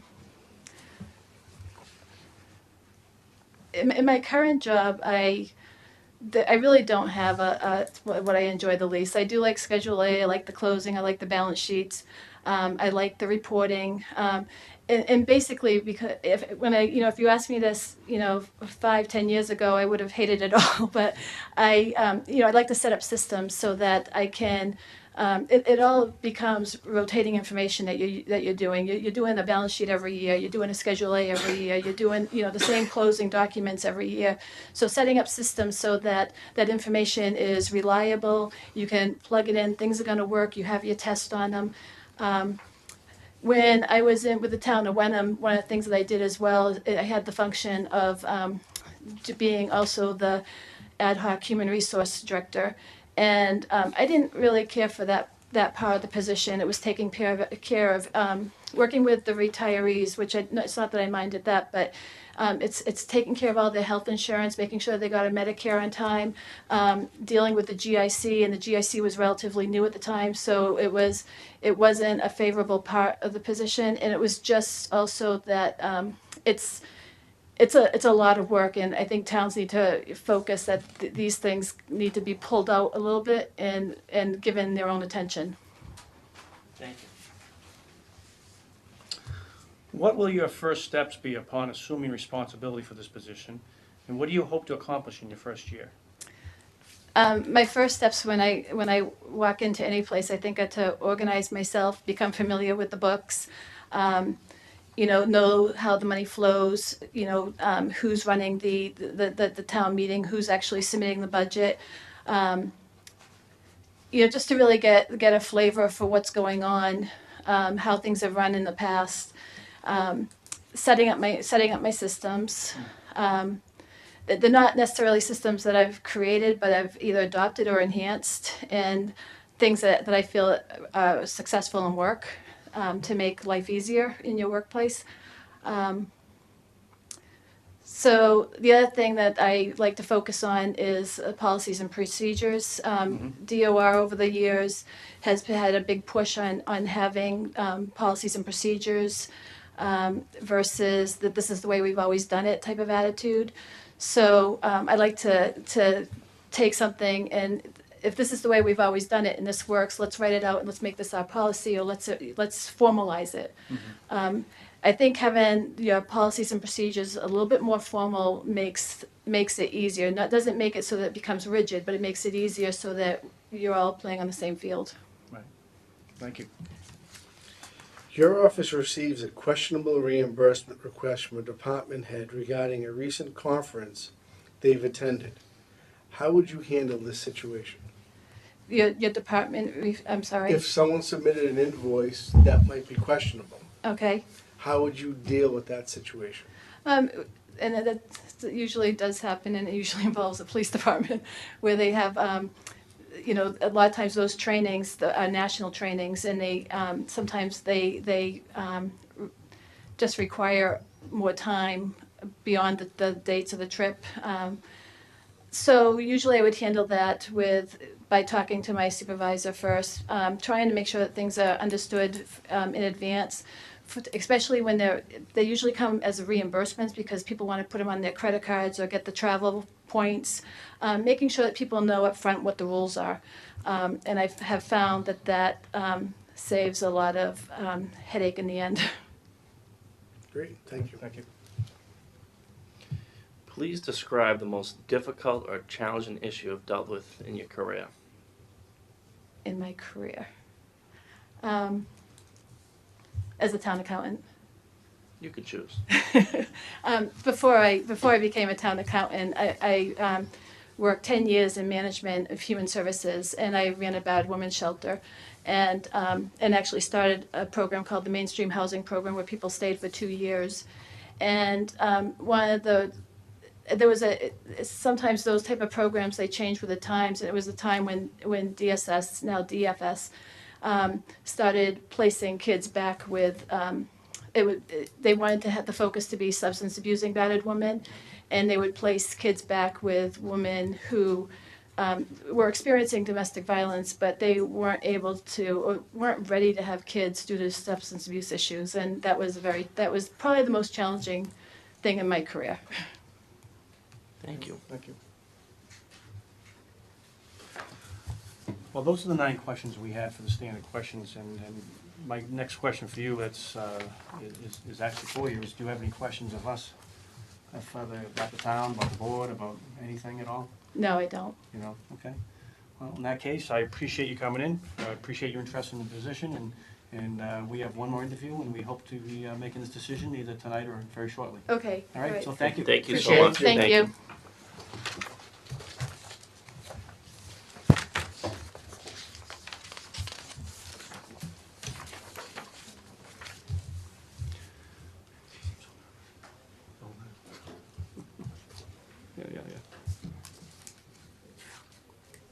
Todd, did you know gas E45 was being changed? Nothing came out with the AICPA yet. But then again, it's her job to know that. Hi, Colleen. Hi, welcome. Thank you. Colleen, we've set it up kind of as a round robin between the 3 of us, and that 9 questions we've asked everybody the same, so we'll do the same with you. And the first one is just tell us a little bit about yourself and why you're interested in this position. Okay. Well, my name is Colleen Tam, and I'm interested in the position because what's there not to like about Linfield? Look at the beautiful Market Street here. Look at all the activity that's going on. And obviously you guys have a lot of commercial properties, and best of all, I actually live in Wakefield, which is really close by to me. So again, it's such a nice community here. And I come, my name is Colleen. I'm a little nervous. But, I'm from City of Somerville, and I feel that, I work at City of Somerville, and I feel that I can really apply what I know from Somerville to the town here and bring the knowledge that I have here. So that's the main reason why I'm interested and why I want to work for Linfield. Great, thank you. Take a deep breath, relax. Tom? Um, welcome. Thank you. What elements of internal control do you think are important for a town the size of Linfield?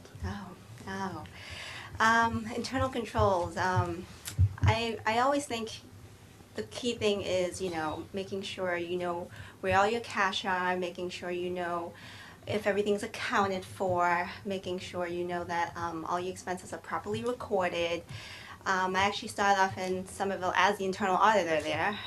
So I help set a lot of processes, making sure you have checks and balances, and if you don't have processes, there's really nothing for you to audit. So I think setting processes, understanding how things flow, making sure you have proper segregations of duties are the keys to internal controls. Great, thank you. Please tell us about an invoice discrepancy that you discovered and how you resolved it. Oh, invoice discrepancies. The key thing is understanding, what you're purchasing in your contracts, making sure you have quotes, making sure you have the proper contract, and looking at the itemized of, what's the quantity, what's the price, and obviously one of the key things that we always look at is police details.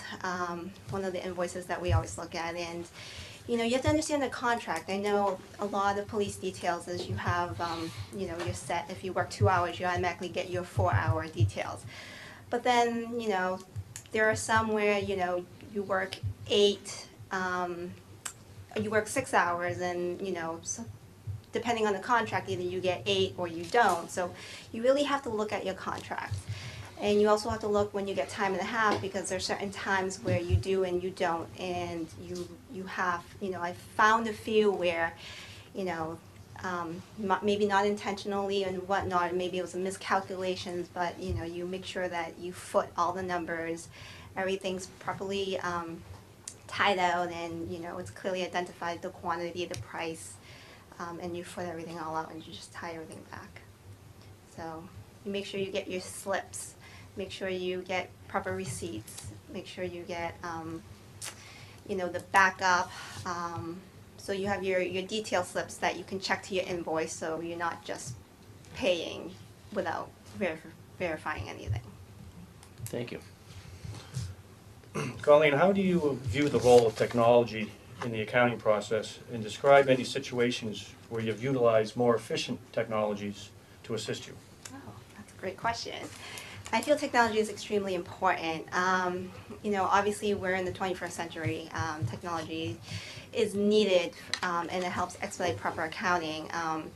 Currently we use Munis in Somerville, and one of the things that is needed is always reconciliation. I'm very, I wouldn't say I like using pivots and VLOOKUPs to help me take all the data that we have to analyze, to reconcile. I feel that that's actually key in doing our works that we need. Also integrating the system so that the system all flows and talks, making sure our real estate system talks to the general ledger, so your subledger and your general ledger talks. That I feel is also a key to reconciling and getting your day-to-day activity going. I also, created a spreadsheet to help prepare my balance sheet in a more efficient way. We used to always have to manually key and code everything. I actually came up with a process where I just take the account trial balance, dump it, and I coded everything where my pivots and VLOOKUPs automatically just help me dump everything in the right place. So when I used to change one number, it used to take me a whole day to re-prepare it. Now it takes me like 25 minutes, 30 minutes to re-prepare it. Great, thank you. Excellent. Please describe your experience with the most recent GASB requirements that are of interest to cities and towns, particularly GASB 34 and 45. So I know with the new GASBs, there are a lot coming into play. I know that there is the retirement, a lot with the new retirement GASBs. the Affordable Care Act. I know there's a lot of new laws coming into play where it requires, in OPEB, and requiring us to, state our liabilities and put everything on the financial statements. So I know we've been working with our outside auditors and our actuarials to get all that together and to make sure that that's being reported correctly. Great, thank you. What duties and/or responsibilities from your current job do you enjoy the most, and which do you enjoy the least? And can you give us the why? And what do you think is the most valuable lesson you've learned in your current position? Okay. What I enjoy the most is actually I enjoy getting into the nitty-gritties, doing all the transactions, making sure I understand everything. So I handle everything from the day-to-day activities as posting journal entries, setting up budgets, reviewing the budgets, making sure they stay on top of the budgets. I also, that actually helps me interact with a lot of departments. I actually like interacting with the departments. I feel that's a key. I don't like talking to myself. It can get boring sometimes. So I really enjoy doing that and helping new employees come in and training them how to use the system. Setting expectations as, this is what we need, this is what we expect, these are the processes that we expect for budget setups. These are the processes that we expect for journal entries. And laying out the line going, when you send me a journal entries, please give me the backup. I will not process anything without backups. And just laying all that expectations down. I feel that setting that tone and having that initial meeting actually helps facilitate our work as well as theirs. So I definitely enjoy doing that. What I least enjoy actually is, I guess I would say what I least enjoy is probably going to, sitting in on all the, some of the non-related meetings that I just have to go to. Not because that, there's a lot of, minute little things where they go, well, we need you to come in, and then I go in and I sit there, and then I go, and then, they really talk about everything except accounting, and I go, oh, that was an excellent meeting. It's very informational, but, I feel that I like to do things. I like to improve upon things, so I like my time to be used in the most useful way. So that's one of the least things that I would say. Thank you. Colleen, what would be your first steps upon assuming responsibility of this position, and what would you hope to accomplish in your first year? Well, my first step definitely is understanding Linfield, understanding all the processes, and making sure I know what's going on, what type of activity happens, and making sure there's proper procedures, policies and procedures. I like to know, when I review things, I like to make sure that, there's definitely checks and balances. One of the key things I like to do is I'm very big on process improvements. I like to see where there's areas of weakness where I can improve upon. So that would be probably one of the key things that I would like to improve upon is just, making sure cash receipts all come in with proper support, proper backup, or if there's ways that we can improve upon that. Like, for example, right now, I set a lot of procedures now with, people give me hard copies, but we're in the 21st century right now, so I am creating an electronic process where, email me with all the proper documentation support. We can process it, we can save everything in Munis. We have a shared repository, so if you ever ask me a question, I can easily pull it up, I can easily answer people's questions. And I like to make things very visible for people, so everything can be easily accessible. So we're also creating grant repositories in, where I work in Somerville currently. So if anybody ever has questions, we can easily pull things up and easily provide answers when asked. Great, thank you. So online, you're saving information digitally? We are saving, we are saving information. So in our K shared drive, we are saving information digitally, as well as we also have TCM in Munis, where we actually save the documents into Munis so that, instead of always calling auditing, you can actually the departments can actually access it themselves, going, oh, what was this for? What was this budget transfer? What was this budget set up for? And usually we do all the attachment of, like, for example, in the city we have, city meetings, so we have what we call board orders, and we actually attach those board orders when I do the budget setup. So if, maybe 2 year, 3 year, 4 year down the line, why did we do this? We can actually click a button and everything's just laid out for you right there. That was just a bonus question. Here's my real question. Your office receives a questionable reimbursement request from a department head regarding a recent conference they attended. How would you handle this situation? Okay. So first of all, I would actually look to make sure that it complies with the, a travel policy, or if there is a travel policy, or make sure I understand. I would look to see and ask the question, what was this this reimbursement expense for? We actually have a policy that, if it's out of state, it has to get approved by, a selectman or somebody in advance, or probably by the mayor in our instance in advance. Make sure that they have a proper documentation. We have signed forms.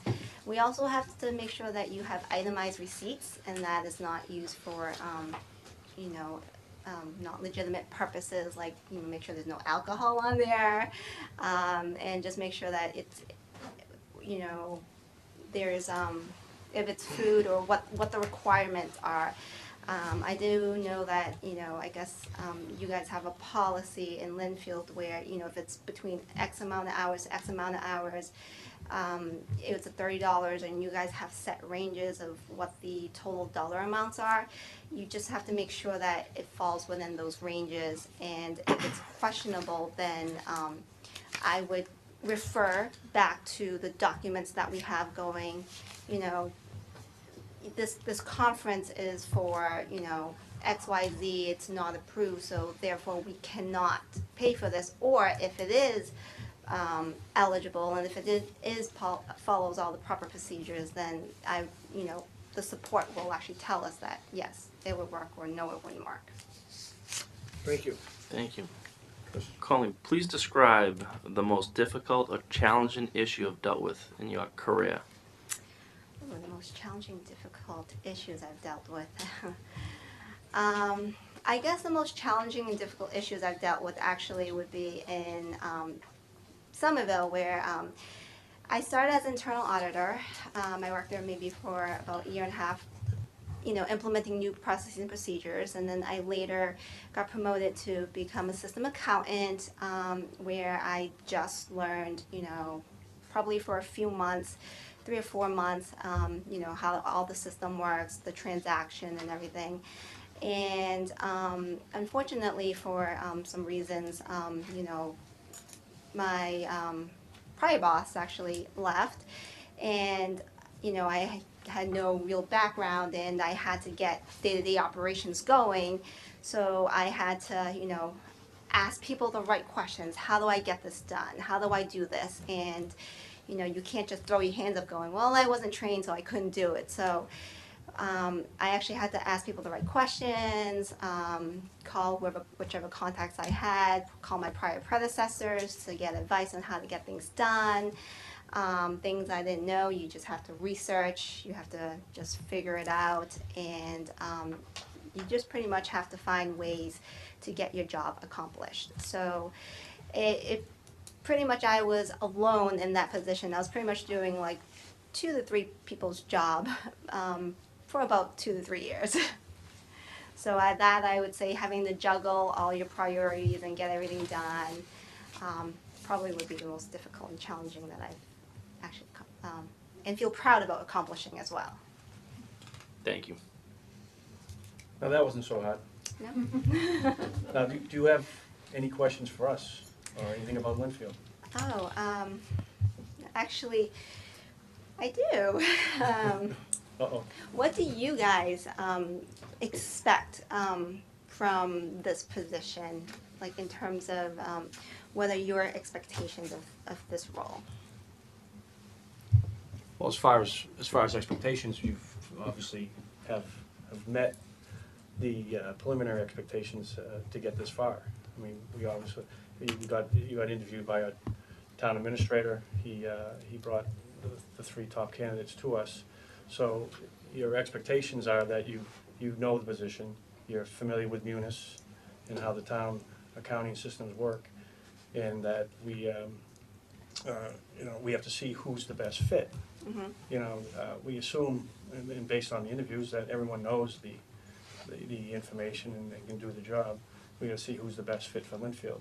And so really, the expectations are us that you would obviously integrate yourself well with the town and work well with our systems and department heads. I mean, that's the big piece that we have to get that to work together, and obviously work well with our town administrator, assistant town administrator. But that's obviously the big fit that we try to find. Tom and Chris, any I think I'd have to agree with that. I think a big point, sure you've made it this far, and I have to agree with Jim that all have been impressive candidates. For me, it's somebody who can work well with the town administrator and with the town, and who understands certainly the needs and the concerns of the community of Linfield. And I think a big part of that is being someone who just works really well with the town administrator. So I'm going to, hopefully he can give us a recommendation tonight, and that'll be an important part of my decision. I look at this maybe a little different. I'm looking for a team player, which is I think what I'm hearing from my fellow selectmen. Someone that'll come in seamlessly, work with other department heads, work with the town administrator, work with us, work with the people of the town in answering their questions in a very transparent fashion, an open fashion. That to me would be my primary goal, and I think all three candidates, all three of you could easily handle that. So it's not the skill set. I think it's going to come down to personality. Okay. Great. Well, you have any more questions for us? Yeah. I mean, I noticed you have, are you guys planning on any other developments in any of the other areas of Linfield? We are working on a capital facilities program where we're going to start looking at either renovating existing town buildings or providing new town buildings at some point. There's a committee that's working on that. They're going to be reporting to us sometime in 2016. And something like this, no.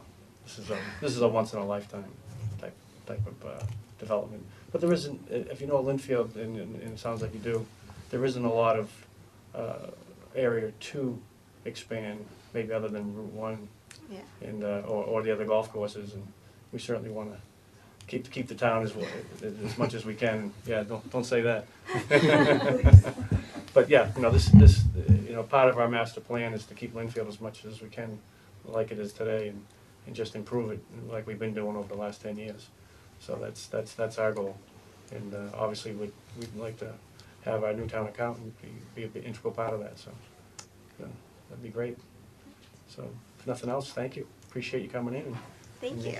Thank you. Thank you. A lot.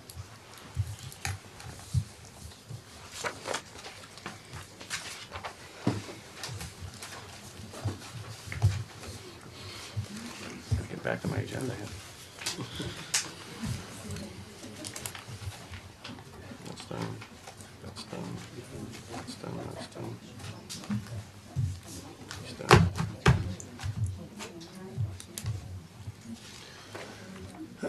done. Jim, now that we have you and we finished the interviews, I wanted to get your feedback on this and see what your impressions were from your interviews, which are much more detailed, and give us a possible recommendation of who you liked out of these three. Sure. As I said earlier, I interviewed 7 candidates for probably about an hour apiece, a little more in depth than what the board had, with some a lot more pointed questions about their accounting and how they feel about some things. I was very pleased with the 3 candidates I was able to bring forward. I think you have a wide range of personalities and experience.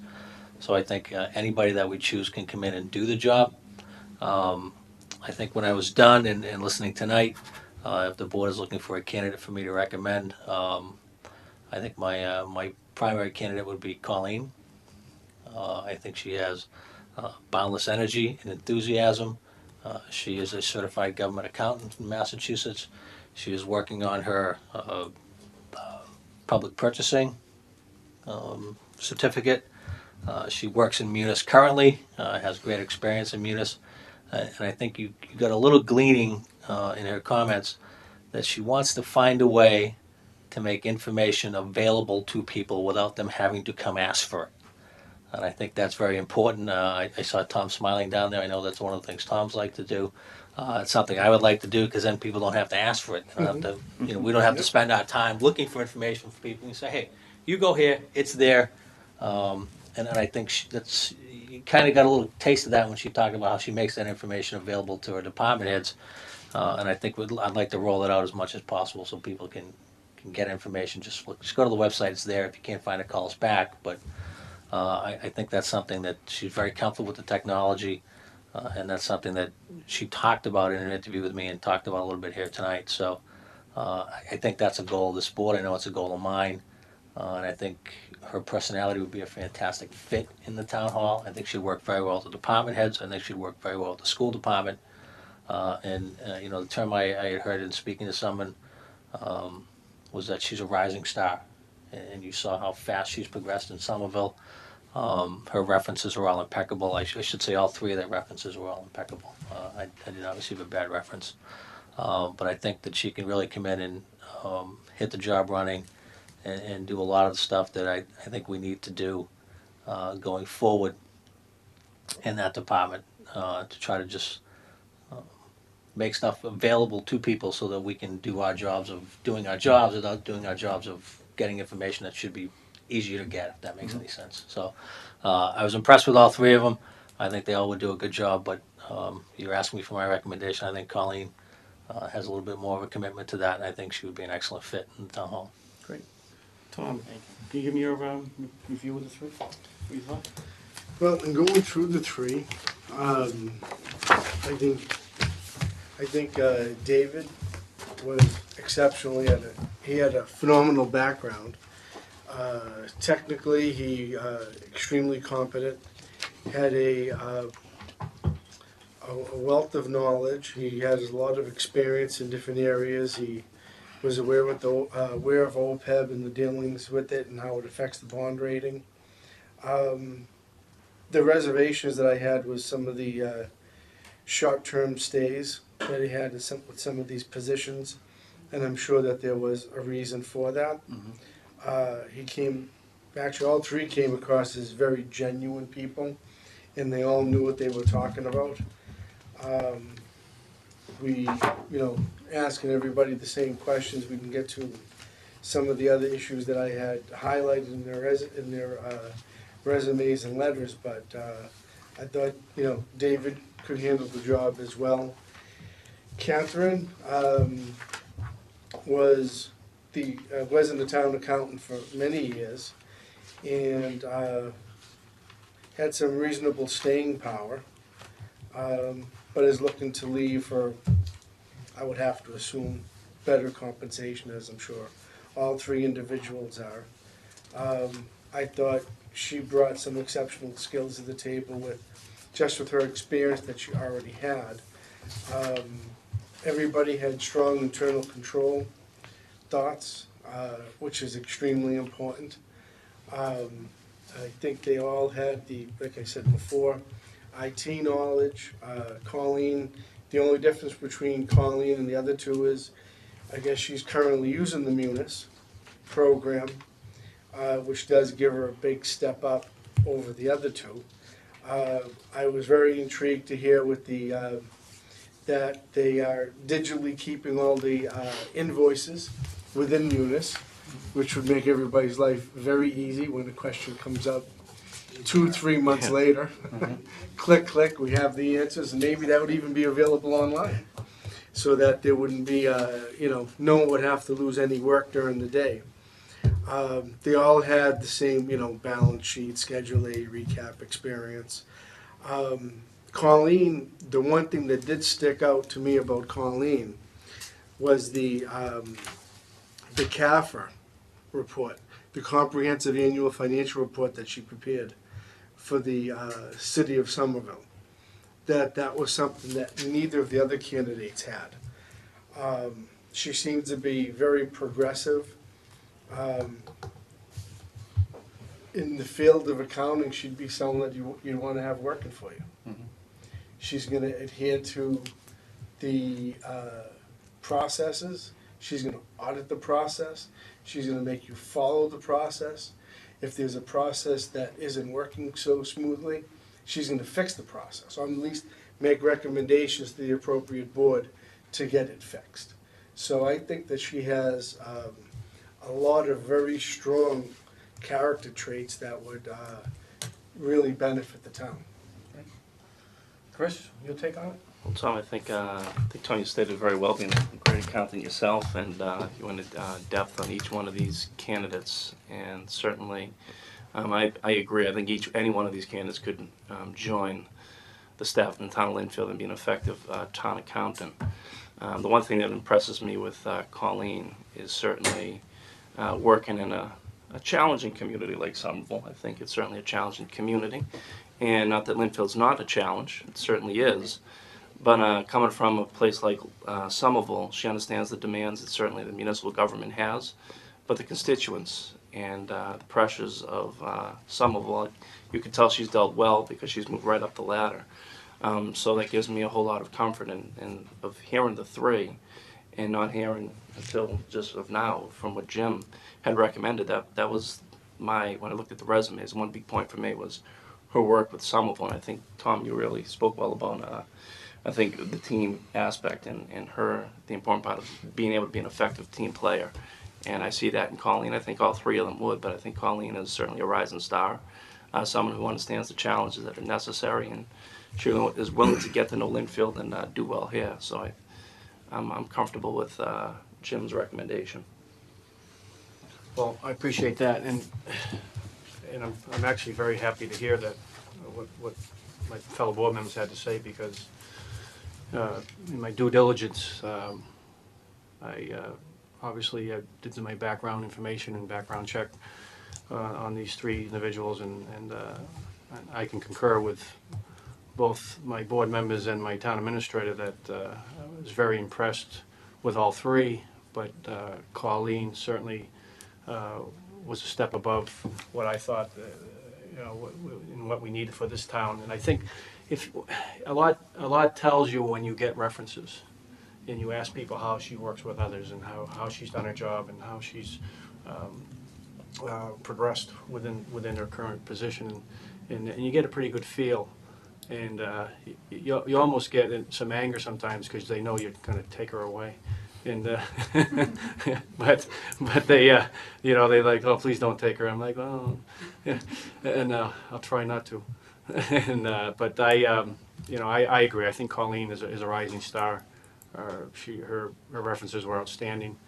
I liked her very much in her interview, and I think it sounds like we're in a position now that I would certainly entertain a motion to move forward and offer her a position.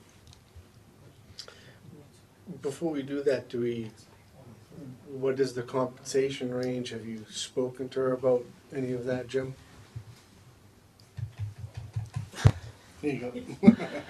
I believe we advertised at 85 to 105. Julie's at 105. That is within her range, so the compensation would not be a problem.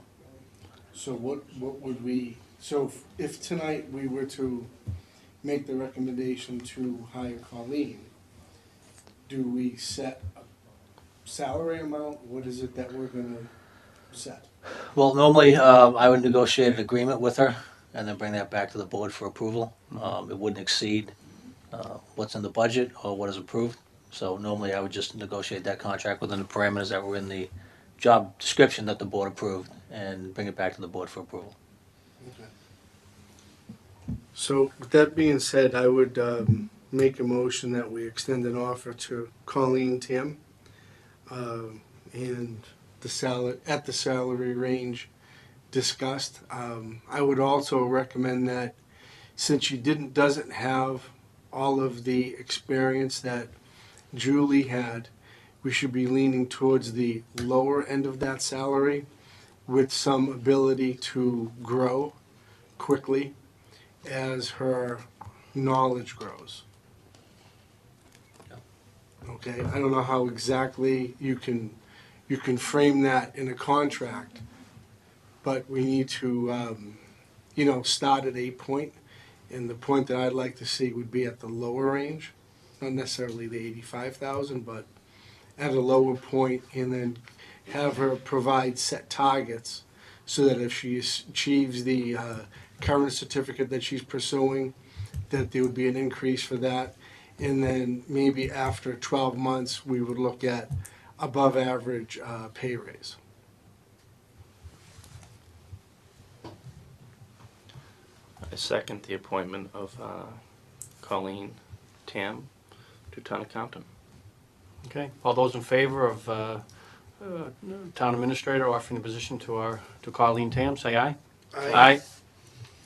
Jim, do what you can. I just have the mic back. Just before we get off the subject, it's a real credit to the town that you had 3 candidates like you had this evening.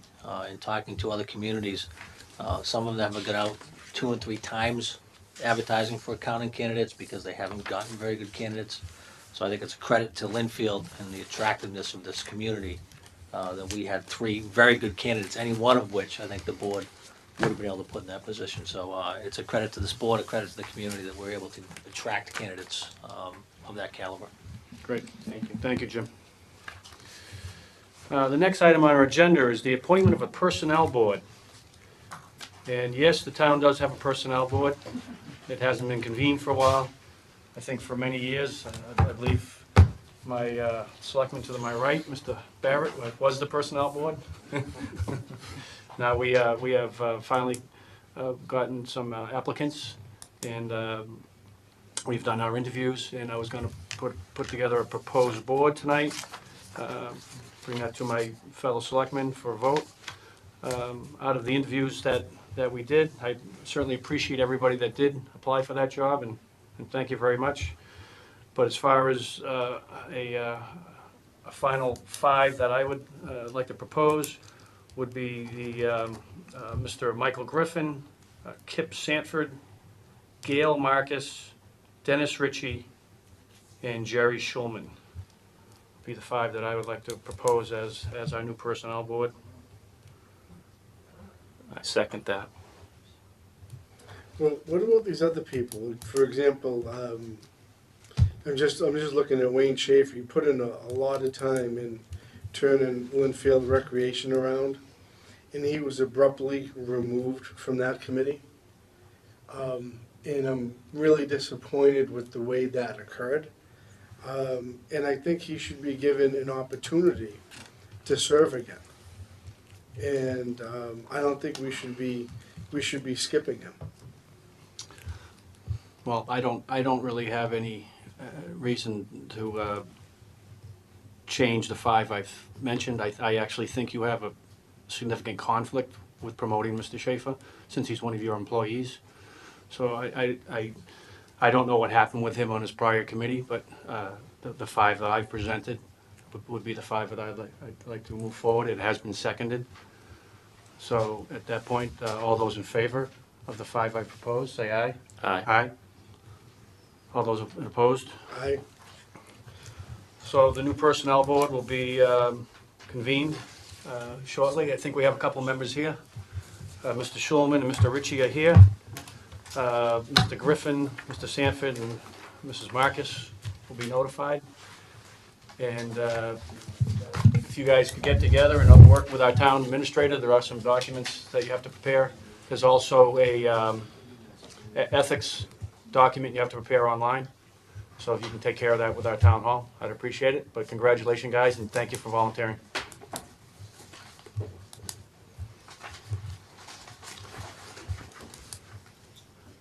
Would you like to finish the agenda before we go to executive session? Yes, please. Okay.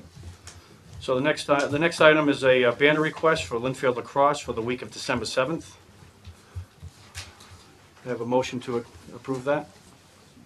So what are we talking A about? banner request for Linfield Lacrosse for the week of December 7th. So moved. Second. All those in favor? Aye. Aye. And we have one more item here that got added. Linfield Knights of Columbus. November 15th for a family gathering from 5 to 9. That's been signed off on, so looking for an approval, a motion to approve the use of the Linfield Knights. So moved. Second that. All those in favor? Aye. We also have the minutes from October 5th. They've been reviewed. Does anyone have any comments or questions on the minutes?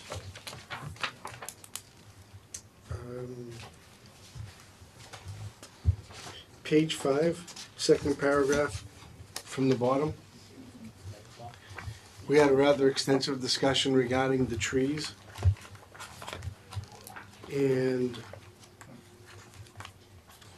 I'm not sure whether 12 trees were being planted. If I recall right, it was 2 trees for every tree that was removed, so 6 trees were being removed. That's what I had in my notes.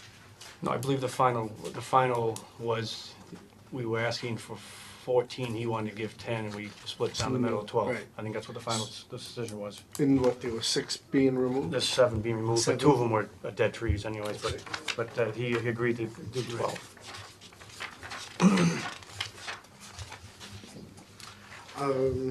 Page 11, second paragraph, regarding the water district and the drinking water.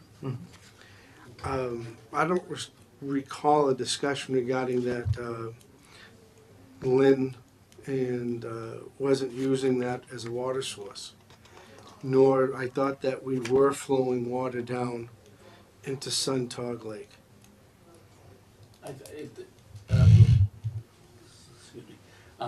It does say that Lynn has an intake, and then it says, and Peabody is one that feeds into Suntog Lake Reservation, but Peabody has not drawn water, but has not drawn water from the source for several years.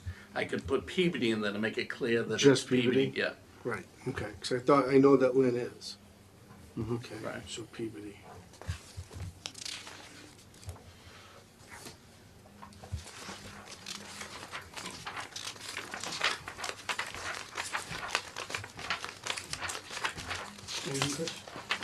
That was it. That's it? Okay. So I actually do read it.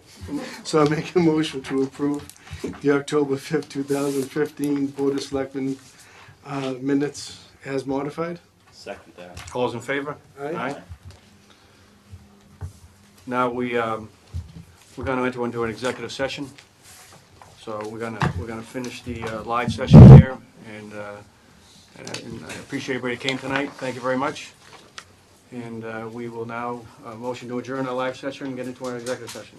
Motion to go into executive session for the purpose of discussing potential purchase of real property not returning to open session.